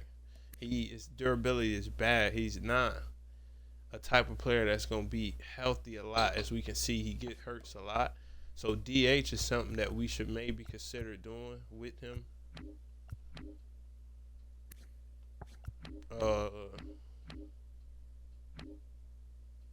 We actually played very well around the end of that month, heading to this All-Star break. We was able to win a lot of games. Pete Alonso, I know he's like really going down, but he is still hitting good enough for me to not want to move him. He has 51 ribbies. He has had back-to-back 100. But the only season he went under 100 was 2025, and we didn't have the talent. But when we added more bats, he has been giving us 100 ribbies. This year, it looks like he might be a little bit underneath it. I don't know if he'll put up 100 ribbies there, but it's nothing for me to be like, oh, we got to move him.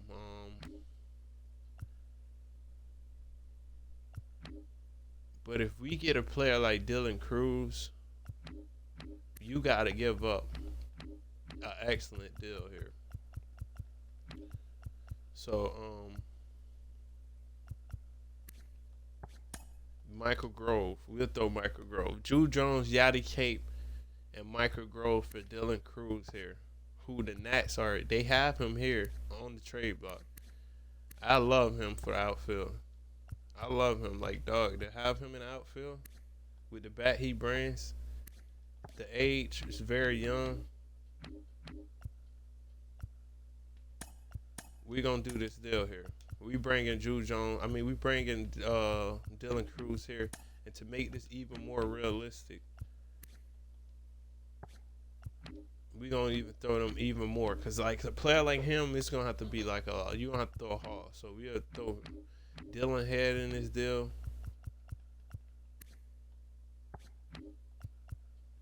And also a Jared Cerner. And we'll just take, because we got to take at least somebody. We'll take Rob Chang from him. We don't offer all of that. We bring in Dylan Cruz, so it's like a 5-for-2 deal. But, man, we get them Drew Jones. We give them Jared Cerner. Let's see if we can look at the transaction. So,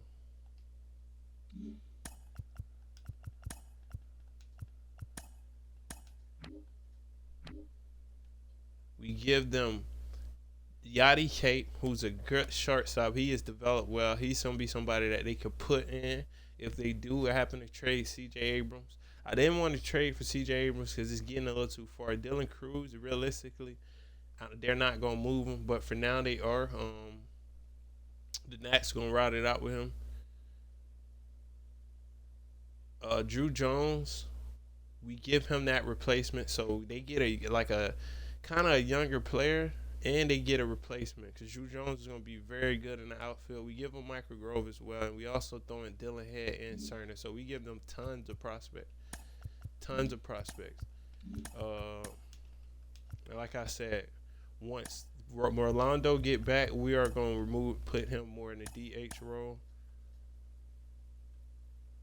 Because he can't, like, we really just got to make him be a hitter at this point because his durability is so low to this point that he's going to get injured every time he plays a position. At DH, the only injury he can get, and he might still get injured at DH, but the only injury he's going to get is a hitting injury at least. So we bring the LSU kids back here, bro. We got Trey Morgan and Dylan Cruz here. That's kind of the reason why I was really interested in bringing that here.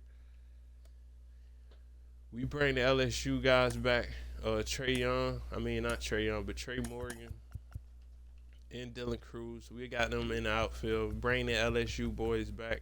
The only person we'll need is Paul Skeens, but we not going to get Skeens. I love that trade here before this All-Star break. The Nats, as y'all can see, is they don't have a chance to win this division, so they figured they'll be best selling. They have a high draft pick. They have a lot of prospects in their system. If you want to take a look at it, they are in very high demand. They got Seaver King over there. They got Lincoln McDaniel. Like, they have a tons of player, and they still got Abrams.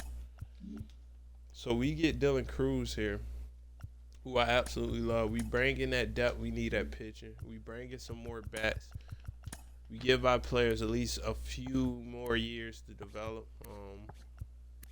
Maybe a year more. Chris Oliver is somebody that might be on this playoff roster. He is dominating AAA at this point.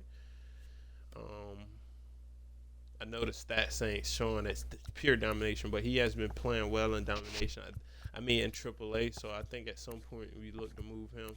Esteban Peñuaga, somebody we can actually bring up soon if needed. He is a lefty, but like I said, we're gonna let a lot of these guys keep progressing, keep getting all those reps. So when they do, the go. All right, so draft day. We got draft day here coming up in this next day. As y'all can see, William Contreras is a All-Star candidate, which isn't surprising. We kind of knew that. None of our pitchers is there really. It's just been pitchers has been really getting way better here. So we don't have like a Shane McClanahan. We got Yuri, but Yuri hasn't been dominating pitching enough for him to get a lot of votes. We do have at least one though, Bryce Aldrich here. Some of these young players are starting to come into their own. Look at Luis Arias, man. We've signed him here, and you can tell he missed being a Marlin, man. He came here and he's putting on a batting average of a lifetime. He hasn't hit over 300. Well, only one season. But since he got to the Padres, his average was at the 200 range besides the 2025 season. He gets back here, right back to what he was doing before we trade him. 314 batting average. I know he's happy to be here. We happy to have Luis Arias. He is a potential All-Star candidate.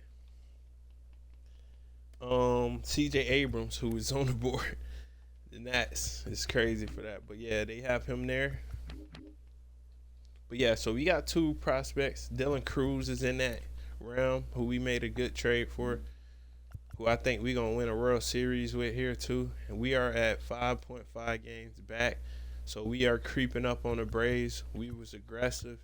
We trying to win this division. So the Braves got to get aggressive here. But we got draft day going here. I know y'all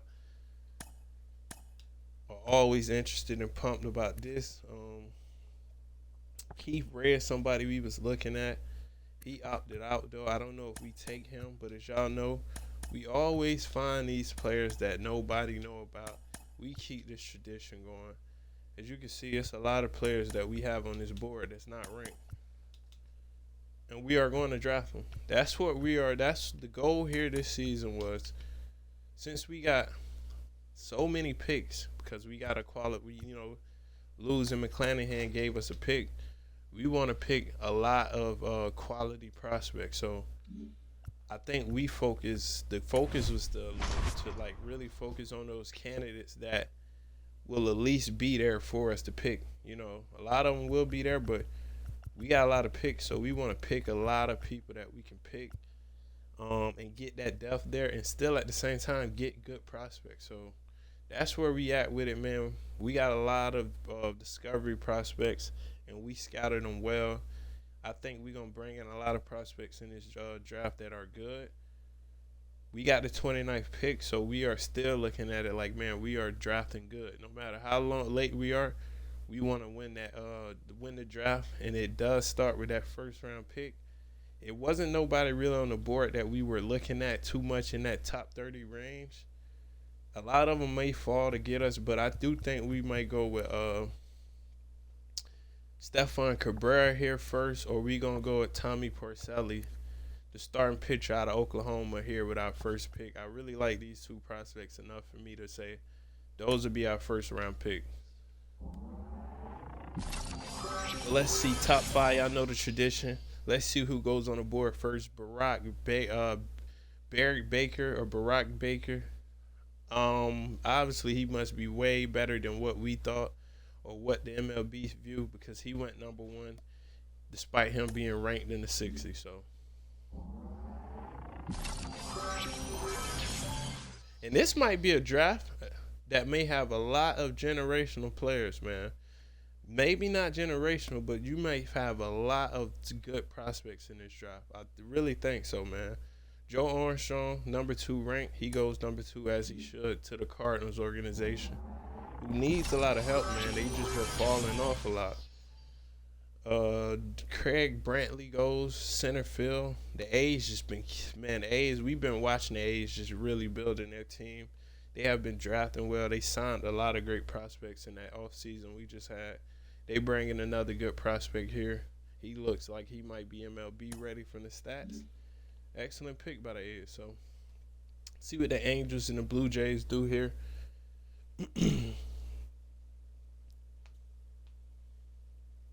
They go Evan Delahunty. We was kind of looking at him a little bit. We knew we couldn't get him, so it wasn't too much scouting. He was at least on our radar, though. Excellent pick there. And then they get the #1 pick pitcher. Oh, my. Oh, the Blue Jays might have got a steal there. The Blue Jays might have got a steal. But don't worry. We're going to see how good these players are. So first pick, we're going to go Tommy Porcelli out of Oklahoma, righty. We're going to go ahead and draft the 18-year-old nasty pitcher here. Let's go. Next pick of the draft, we're going to go Stephon Cabrera. I like him at first base. He can play up to 4 positions. We need to grab him, and he looks like he's going to be really good. Next pick, we're going to go with Roger Alfire here, shortstop. Need some depth here. He can play both second and third. I like his profile and what we got from scouting him. Next pick on the board, I like Gary Hernandez here out of Hawaii. I also like Braden Horgan here. Either way, we're going to probably lose one of these pitchers at this point.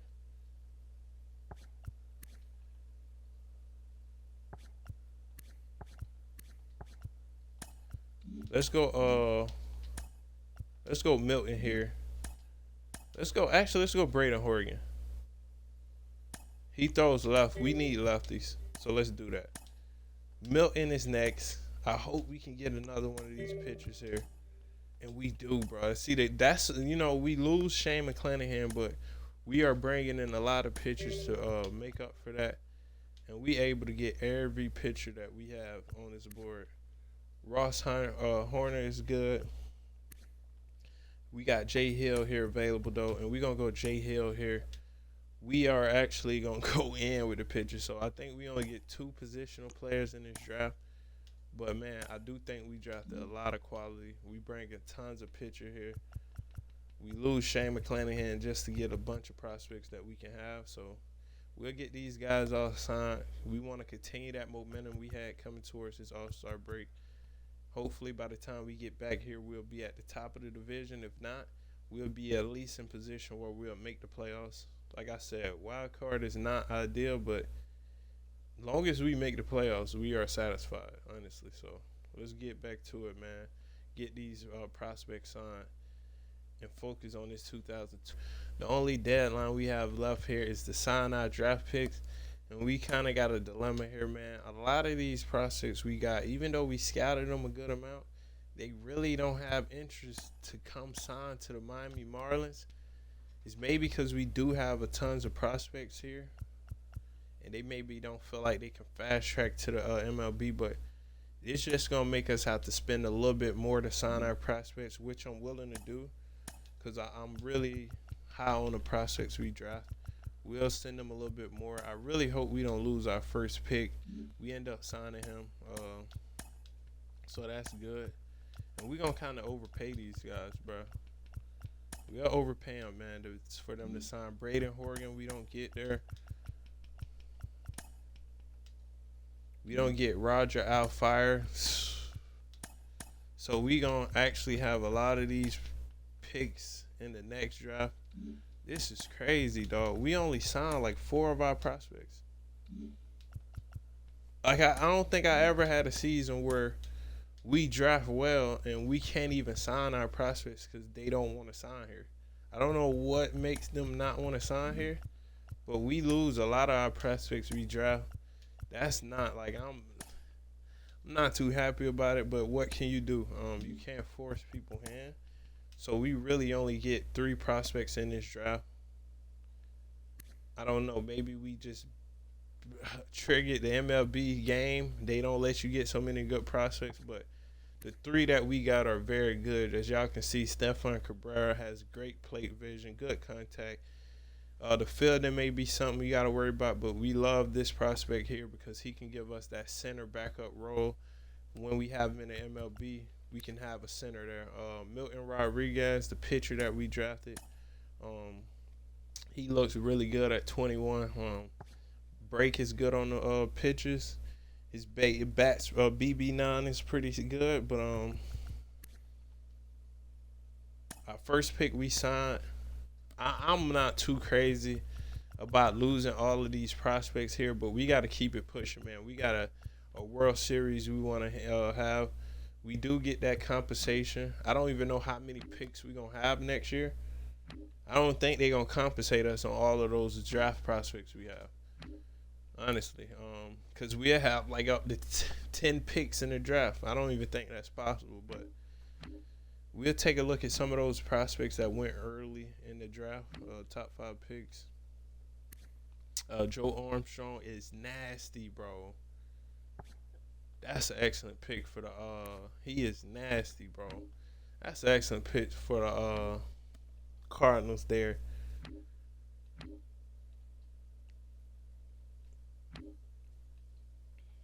Thomas Pritchard is very good. Like I said, I told y'all this is gonna be a good draft. As y'all can see, there's some good prospects here. A lot of these prospects didn't sign, though. I don't know what's up with these prospects this year. The number 1 pitcher in the draft, the number 1 prospect, that's who the Orioles got, and he is going to be somebody they can put in their system now. That's an excellent pickup. Like I said, this dude had to be good, and he is nasty. Brock Baker is a real good outfielder. The White Sox has been hitting on a lot of these picks they have been having. Edgar Rivera is look at the Royals, man, is just doing good work over there. So is the Astros. They get a outfielder late in the draft with really good potential to be a very good player. Evan Delahanty is nasty. Nice pick for the Angels. Okay, so this is one of the few drafts that the A's didn't hit on that first pick. But they make up for it with the next few picks they have. And then they got Christopher Vogt, who was really good here at the shortstop position. So, all in all, like I said, man, I had a feeling this would be a good draft. It is. It wasn't for us because half our picks didn't sign. Like, we don't even know how good these players could be because a lot of them just didn't sign to it. So, I'm mad about that, but like I said, you can't really force no hands. If the prospect doesn't want to sign, maybe we see him on the board next year and give it another go. But if you didn't sign the first time, it's really no point of trying to sign you the next. We are sitting 60-48, 2 games back, so we do have a chance to take this division. And we did actually call up a little bit of our prospects. So Marcus McDonald is on the MLB roster, platooning. We also called up Joe Escobar as a platoon bat. We got Rolando Drake back here. Looking to put him at the DH. Yohandi, and then we got Griffin Conine on that on the bench. So we got enough talent here. So when we lose some of these players, like Connor Norby, we have Connor Norby at least 1 more year arbitration. Pete Alonso is getting to that free agency period. But yeah, we got a lot of depth that I'm really happy about going towards this postseason that should be able to give us everything we need in case injuries happen. We got August here, and then we got September coming up. We'll be back around the September call up. No trades happened besides the ones we did early in that season. And y'all saw what happened with the draft and the dilemma we had. So let's just keep focusing on the season here. and keep worrying about us getting a World Series in this Marlin organization. Bro, we are at the September call up periods, and we are at the number one the seed in the NL East. I don't know what it is, bro, but we played some excellent basketball in August, bro. Maybe it's the weather or something, but we dominated August. The strength of schedule probably wasn't too crazy neither, as y'all can see. We didn't have teams that were too good, but I mean, it's the MLB. You can still lose to those teams, but we was able to really dominate August as we should. As you take a look at our pitching rotation, Sandy has just only got better. So he betted on himself this year on his 1 year deal. I mean, 1 year, $22 million, and he is dominating at the ace role. 12-8, 3.13 ERA. Yuri Perez is really starting to become a pitcher we can rely on. He's getting that ERA down each year. He struggled in 2027, but he's back to that 2026 form. Pitching great. Almost the same record, just 3 less wins, but he is 10-9. Michael King is still pitching. We're good. Not Cy Young level like when he dominated this season, 18-2. Like I think that's like he's gonna be a legend just for that season he put up in 2027. But still a good option for us. Max Meyer has just been getting better. He has just really been getting better each year. Andrew Abbott was a excellent pickup for us, man, at that fifth spot. He's the lefty we needed, and he's dominating, giving Noblemeyer the chance to really keep developing his pitching at the big league level. Out of the bullpen, he's doing well. Tanner Scott, who we brought back, so happy to have him back in his Miami uniform. He is pitching well. Felix Bautista is kind of regressing a little bit. 36 saves, only 1 loss, 2 wins. Pitching solid. Orion Kikrin is nasty. And so is Andre Munoz. He is kind of going down a little bit, and that's probably because we don't need him as much. So I think we move Andre Munoz to the mid-relief role. And we kind of let Nardi go there. Keeps Tanner Scott in that long relief because he can eat up a few innings for us, and let Orion Kikrin really take over that setup role. Let him be the go-to guy there.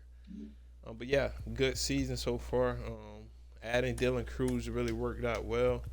As you can see, he's slowly becoming the best offensive player on the team besides William Contreras. So yeah, we have some depth here. We got some playoff talent on this level. We got some playoff World Series winning with William Contreras and Jeremy Pena. So we just got to keep performing. As far as September call-ups here, like I said, Nicky Durham, man, is just getting better and better, dog. But Chris Oliver, it's time to call him up. We want him to possibly be part of this MLB rotation in the playoff time. Let's get Christopher Oliver up. And I think somebody like Enrique Bradfield Jr. is ready to come inside.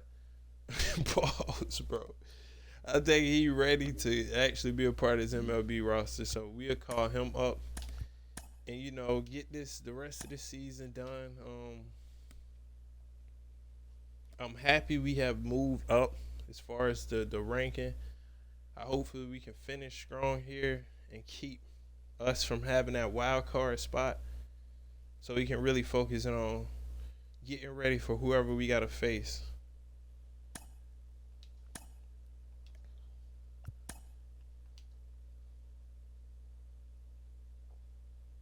All right. So we don't have to do the wild card game. We actually performed up to our standards. I know it was like, we did good, but we actually should have did what we did this year. That's kind of what we spent a lot of money. No award winners here. Juan Soto for the Mets actually take home MVP. Aaron Judge is on the other side with MVP. Cy Young goes to Brady Singer. He dominated this year. Chase Dollander out of the Rockies, Cy Young winner. I'd like to see that for the Rockies. Batting title goes to Soto. Not surprised. Nathaniel Lowe, that's a surprise. He's actually developing well over there in Texas. So Jojo Romero, delivery man of the year for the Dodgers, and then Mason Miller, as expected. One of the relievers of the year. Rookie of the year goes to Russell Rowe, a left fielder that the Yankees drafted, and then Ryan Clifford on the Mets side gets that Rookie of the Year on the NL. That's nice. Austin Hendrick makes a good case. Hank Aaron goes to Soto. Hank Aaron goes to Judge. Hunter Brown, Golden Glove. So we don't have a lot of award winners here, but we do have some winning baseball being played. William Contreras put up 103 ribbies on the year, 34 home runs. Excellent addition. Yuri Perez finished the same way he finished in 2026 as far as wins and losses, but he actually finished better with the ERA. So he has definitely had a good season. Dylan Cruz put up 81 ribbies, 17 homers. Felix Bautista with only 43 saves. A lot of those probably got took from like people like Munoz and Kekrin. So Jeremy Pena put up 84 ribbies. Michael King 9-12, so didn't have the best record as far as win and loss. ERA went down. And it's kind of fitting because it's like this is the year he get paid the less compared to these next years. So he probably was like, hey, I'm not gonna pitch my best. Who knows? But hey, that's where he at. We got Max Meyer who actually stepped into that starting role, did his thing. Great ERA, great win loss. Corner Norby just been solid since we made that trade. Kekrin, he has 4 saves. He dominated in that bullpen role. Xavier Edwards, he has dominated at that number 1 spot in the lineup. Trey Morgan, solid. Andre Munoz didn't do bad at all. Luis Arias put up 106 ribbies. ER average dropped a little bit, but he put up 106 ribbies. Pete put up 96. So like I was saying, I expected him to go a little bit less, but still a good season from Pete Alonso, especially when you add in those 36 homers. Declan Cronin doing all right. He was real big in that playoff run we had. Noble Meyer has been doing good, so we are here at this playoff. We are taking on whoever wins out of Milwaukee and the Mets. So our first round is going to be hard regardless. But we get a little bit of rest, and we taking on the Brewers. How fitting. We got William Contreras. We taking on the Brewers here with Sandy up. We got our City Connect jerseys on. We need the whole city behind us right now. Let's go. He's safe.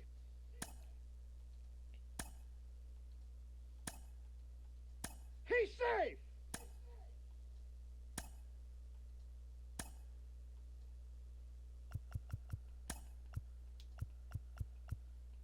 Now pitching for the Marlins, number 75, He's safe. Andres Munoz. So having that bullpen we can start going to them a little bit more. Now pitching for the Marlins, So when our starting pitchers ain't performing too well, we have that option at least. Scott. Tanner Scott do well there. We're bringing Orion. Number 50, And they actually shut us out this game. We get dominated that first game. We just not having a lot of playoff success sometimes. We tend to fall behind in games and just can't pick up the offense. That's a tough loss. It's only 5 games in this first round, so it's always bad when you lose that first one, but we still got some time here. We got Yuri Perez taking on Ranger Suarez. We need to bounce back here, man. Like, we have to get our bats going. We got too many bats in this lineup to be, like, just underperforming, but let's see if we can bounce back here. There we go. I mean, we needed more runs there, but He's safe.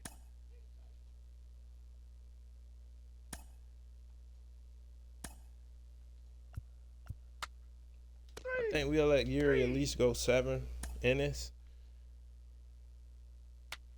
3. Okay, so Yuri does well in his pitching. Now pitching We'll for bring out the Marlins, Declan Cronin. number 51, Declan. And of course, we bringing out the man Felix Bautista to get the save, and he does just that. And we win this second game. And the Brewers actually got Jackson Holiday, so Number 74, that's a good pickup for them. Felix. Excellent pitching from Yuri. He doesn't allow them to get nothing but 1 run, and the rest of our bullpen does their job. That's what we invested in them to do. 1-1 series. We got Michael King taking on Tobias Myers here. We need to, hopefully we can get up to an early run here fast Play ball. and don't have to come back into the game. That's exactly what we do. Put up 1 run in that first, and they respond right back. Let's go. Let's go. 3-1 home run. We get up 4-2. That's what I'm.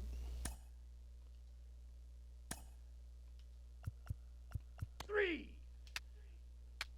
I think we'll let Michael King go these 6. We bring in on the more runs. Let's bring in some more arms here. Now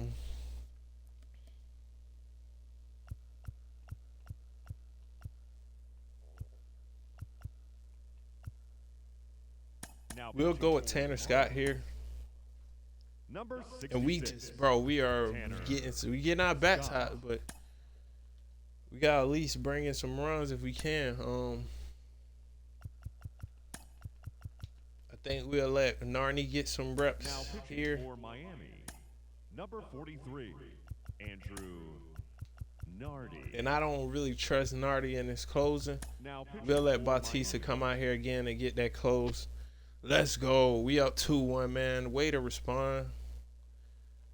number 74, Felix. Michael King pitches well there. Let me look at the box score there.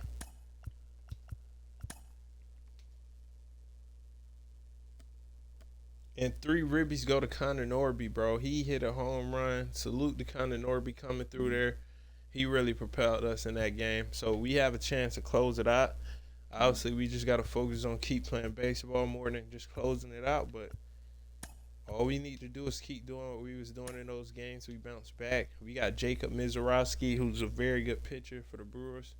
But we got our man Max Meyer as well on our mound. So we taking them on at their home field. We looking to send them home packing. I know it's going to be tough at their stadium with the Brewers fans, but we are locked in, dog. Let's go. First inning, we put up some runs, dog. And Xavier Edwards actually go yard, man. Let's go, man. Oh, my. Tough inning there, Max. And this is why it's good to have this bullpen we got. We can go to our bullpen. We don't have to really lean on the starting pitcher too much.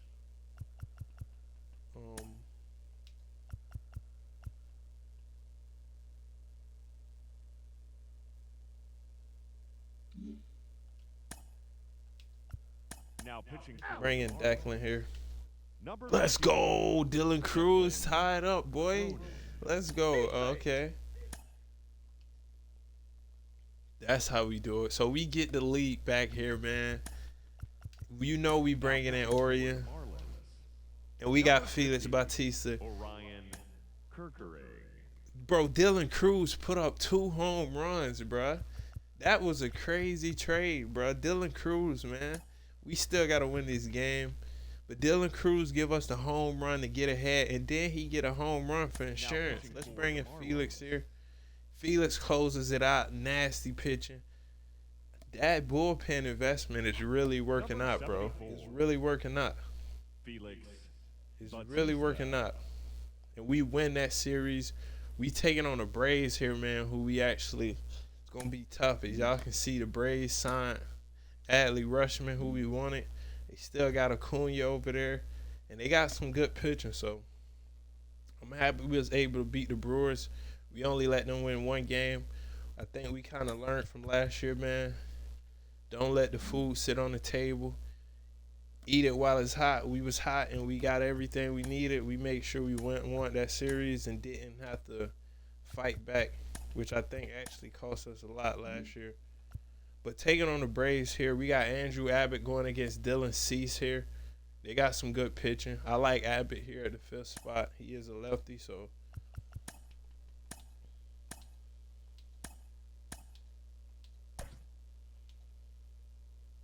Play ball.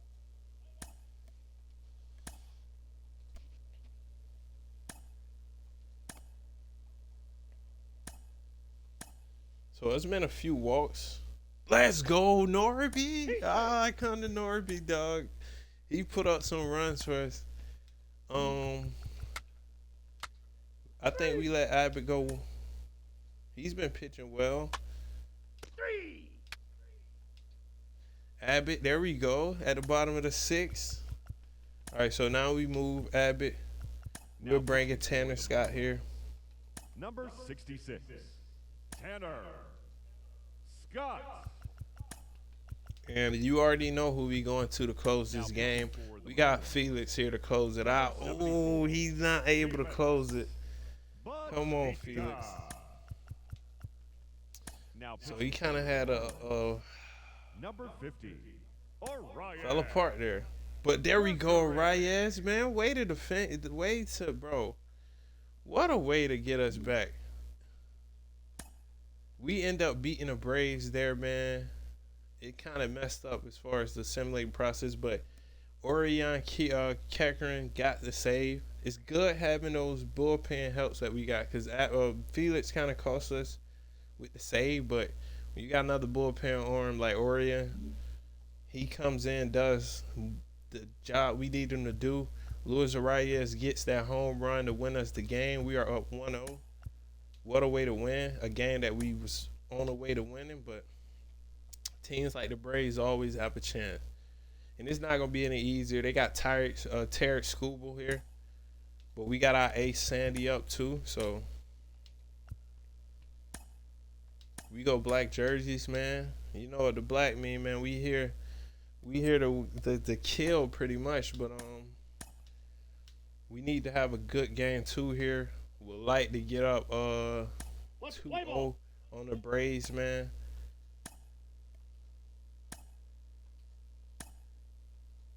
Oh, let's go, Pena. Let's go, Jeremy Pena. Dylan Cruz put up another run. Dylan Cruz, man, been playing out of his mind. Look at Trey Morgan, bro. The LSU brothers, bro, really just doing their thing. We got Dylan Cruz who added a ribby. Then we get Trey Morgan who does as well. Sandy is pitching well. I don't want to take Sandy out yet until they take out Tarek.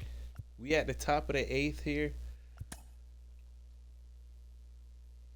I should have took Sandy out there. That's bad management for me. And we let them get right back in the game here. Smith Shaver. Had a chance to go up there. That's real bad on me for leaving out Sandy.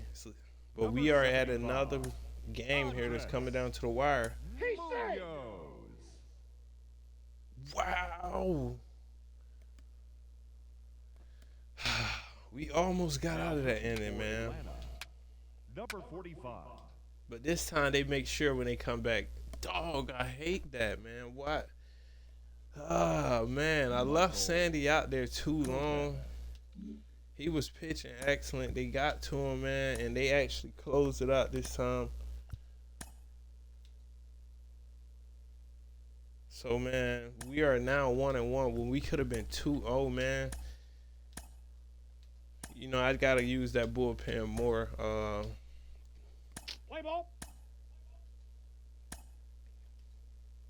We get out swinging early here. But the Braves have showed us that it's not over until it's over with them. They respond back. It's 1-1 now. They end up taking the lead there. Now pitching for I want to the bring Marlins. out Orion here early. Number 50, Orion Kerkering. Now We'll pitching bring for out the Marlins. Munoz here. Number 75. There we go. Back-to-back homers, baby.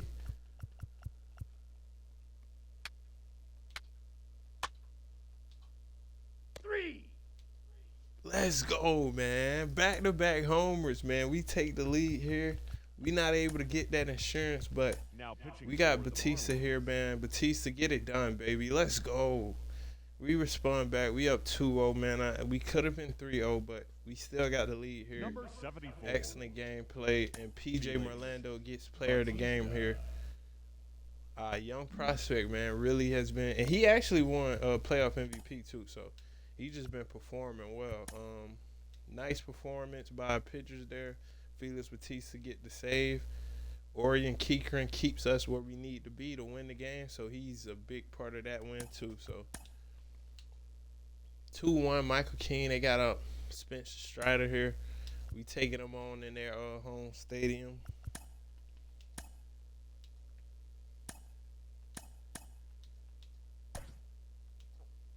Xavier Edwards has been so good at that leadoff. So has Luis Arias at number 2. Contreras, we hope he can get going a little bit more here. Let's play ball.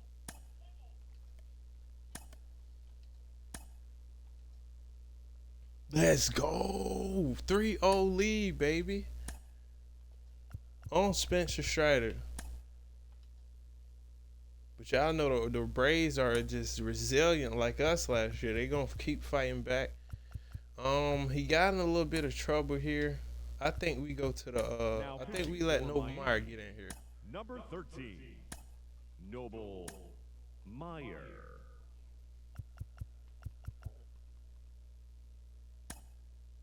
We'll let old Noble Meyer get those innings. We get a little bit of insurance. We are up 4-2. Now it's time to go to our bullpen. Now pitching Tanner for Scott the is the Marlins. guy. Number 66. Look at that Tanner work, man. 6-2, baby. 6-2. Some righties coming up. Now Let's pitching bring in for the Declan Marlins. here. Number 51, Declan Cronin. And I think it's only right to bring in Felix to get to finish that game out. That's what we got him for. Excellent work from our offense. Great Number pitcher, man. We are up 3-1 with a chance Felix of going to the World Series back-to-back, man. I couldn't be more proud of this Miami Marlins team, man. This organization has come a long way here so far. But the job's not finished, man. We still got to win this series. We got Max Meyer and Dylan Cease here. I'm sure Dylan Cease wants some revenge here. Realistically,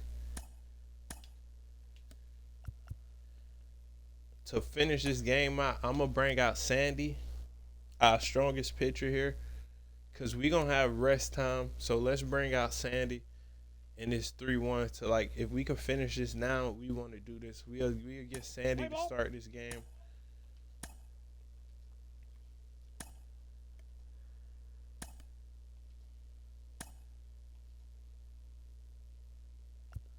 Dang, we ain't get out of that. All right, we had let Sandy pitch a little bit. We'll let Max Meyer, who was the initial starter, get back out there, do his thing. Max Meyer. Oh, Atlanta is, boy, we don't need to let them get back in the series, man.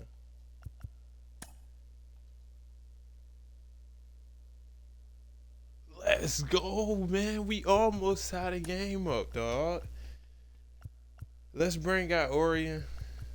Let's bring out Declan Cronin. He hasn't been pitching too Number much. 51. Can we Declan get back in this game, bro? Ball 4. Take Now your base. pitching for the Braves. Look at this, y'all. Number 45. Come on, Cruz, man. Save the day. Kopech. Dang, we get a rally going there, but we don't win. We lose by one game here. Dylan Cease gets that revenge. I knew he was looking for. Still up 3-2 here. chance to take it home here. They got one of the top pitchers in the MLB. So they in a good position to fight back here with Terrence Scoobel. We got Andrew Abbott up, who pitched well for us. Let's play ball.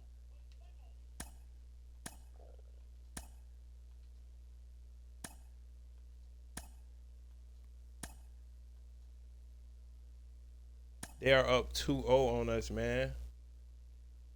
Almost get it back there. We're going to go back to our bullpen, who's been really helping. Number 75. Oh, man. Andres Munoz. Now pitching for the Marlins. Number 66. Is this what it's coming down to, Marlins? Oh, man. So we let the Braves get right back in the series. It's 3-3 now. Jaws not finished, bro. Like, I knew this was going to be a tough series. I hate that we even let this team back with all the experience they have in the playoffs. We got Sandy up here against Spencer Swallenback. I can just hope that we finish this series here, man. Dog, like looking back, we probably should have been finished this series, but we allowed them to come back in game 2, and it's just been a story. They've just been coming back on us. We got to start showing here, man. We are in our stadium, so hopefully the fans give us an extra boost, man. He say. Nice way to respond back.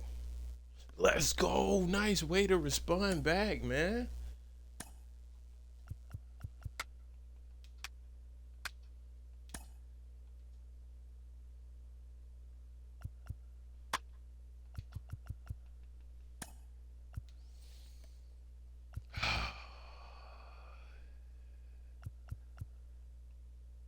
Now pitching. Let's bring it, Declan.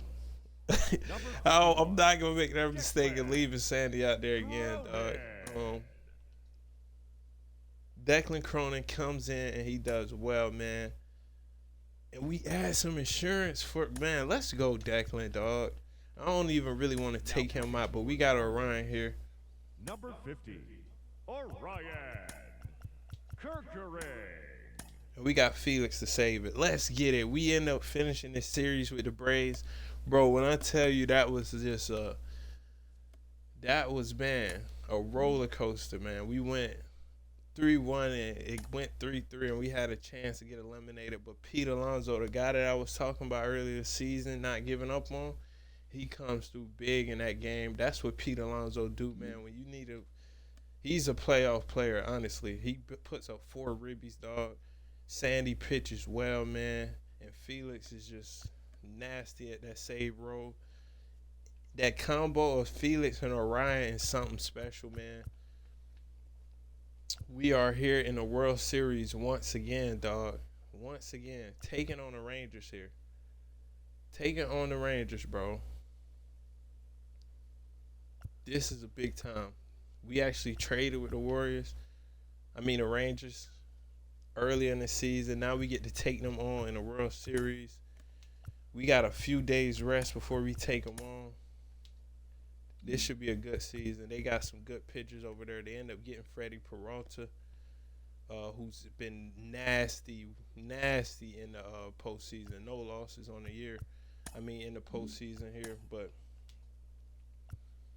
we have been as well. We got Yuri on the mound. We are in our home field. I think it's only right we come out with the City Connect jerseys in the Lone Depot Park with Yuri on the mound. Let's play ball. Let's go. And we get to him early. We get to Freddie Peralta early. That's what I like seeing, Fish, man. Oh, and they respond back just like that, dog. Just like that, Yuri. Come on, man.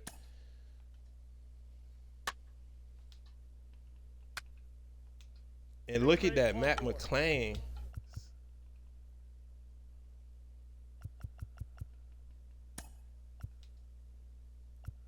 We got this bullpen. Let's use him. Let's bring out Declan. He gets out of that inning. And we respond back with getting the game tied up. Nice work, Declan. Now pitching for Bring out Marlins. Tanner. Number 66, Tanner. We Scott. get the lead, baby. Let's go, man. We keep the lead here, dog. It's an intense World Series here. Tanner Scott comes in and do what we need. Really love going on Ryan, man. Number 50. He's been pitching All lights right. out. And look at what the team does, man. He just elevates this team with the pitching he does. Each time he comes in and pitch and keeps these games away from other teams, it allows us chances to just put our bats just wake up for some reason, man. But I don't even want to leave him out here. He should get the chance to pitch one more inning. Now Let's pitching bring in for the Munoz here. Let him finish the game out. Make sure we keep our pitchers on, warmed up. Excellent start to this series. We Number go on 1-0 in the 75. World Series. Andres Tanner Scott gets the win. And look at the Munoz. guy, man. Polar Bear Pete, dog, doing his thing, man. Doing his thing, bro. We got Dean Kremer here in this next game. And we got Michael King on a bump. Let's go, man. I love the way we started this series. I love the way we started, but job's not finished is always the motto here. Jeremy Pena has gained some weight, as y'all can see, man. But let's go. Play ball.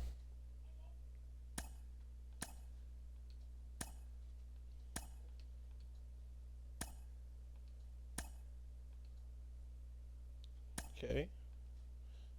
Some good pitching here. Coming out to a pitcher duel. I think 3. Ball we 4. let Take Michael your King go one more inning there. He does well.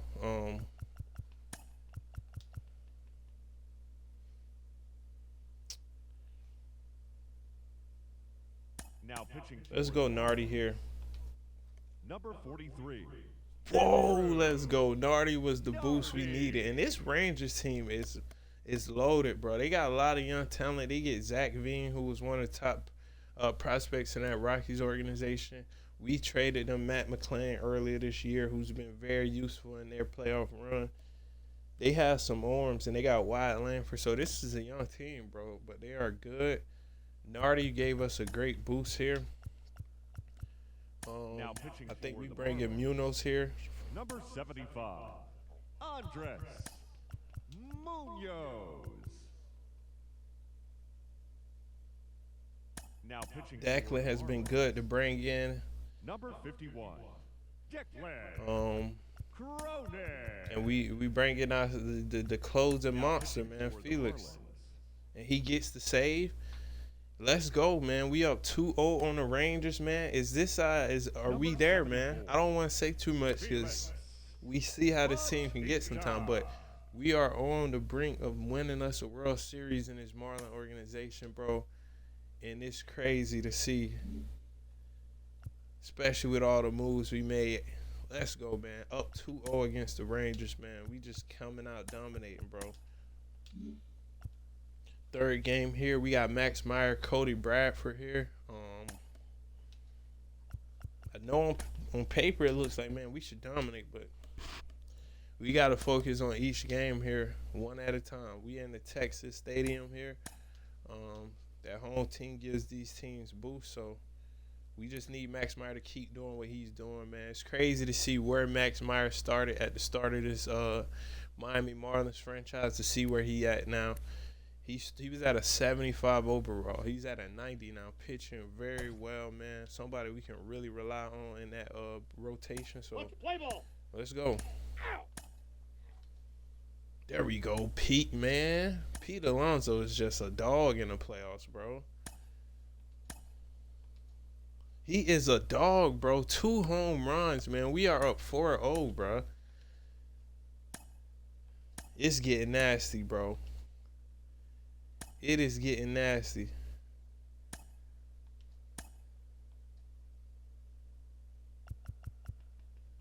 Man, look at this. Max Meyer goes 8 innings, bro. And I'm not going to leave him out because we made that mistake and we almost let the Braves beat us. Let's bring in the man Declan Cronin here, Now pitching for who the I love Pirates, bringing in when we had these number games where it's 51, still close. Declan Cronin. Oh my, we add icing to the cake here. We add icing to the cake there. And we gonna leave Declan out. Let him finish up this game. Bro, we are 3 games to the Rangers here. We are on our way to a World Series possibly here, bro. It is crazy, man. This Fish organization been going up. This is special for us, bro. So this is where we gonna end the episode. I know it's crazy to do it like that, but we gonna actually watch this last game here potentially. We gonna watch this World Series win with the AI man. We are definitely. I think this is so special, and this part of the rebuild is worth us actually watching the game. Even if we don't win it, we'll watch the next one. But this next episode we have will be special. It'll be an in-game watch of this World Series, so we can see our team celebrate if we take this home in 4. But we are 3-0 in the World Series. We have dominated this series. We fought so hard to get here. We made so many moves. Some of our young talent has been great already. The additions we made to that bullpen really paid off for us so far, man. And we are here, man. The Fish have arrived, man. Becoming that team that we used to be. Let's go, dog. Make sure y'all like, comment, subscribe, man. We will be back with this episode 5 with a World Series watch so we can see these Fish fans celebrate and also this Fish organization and players. Let's go, dog.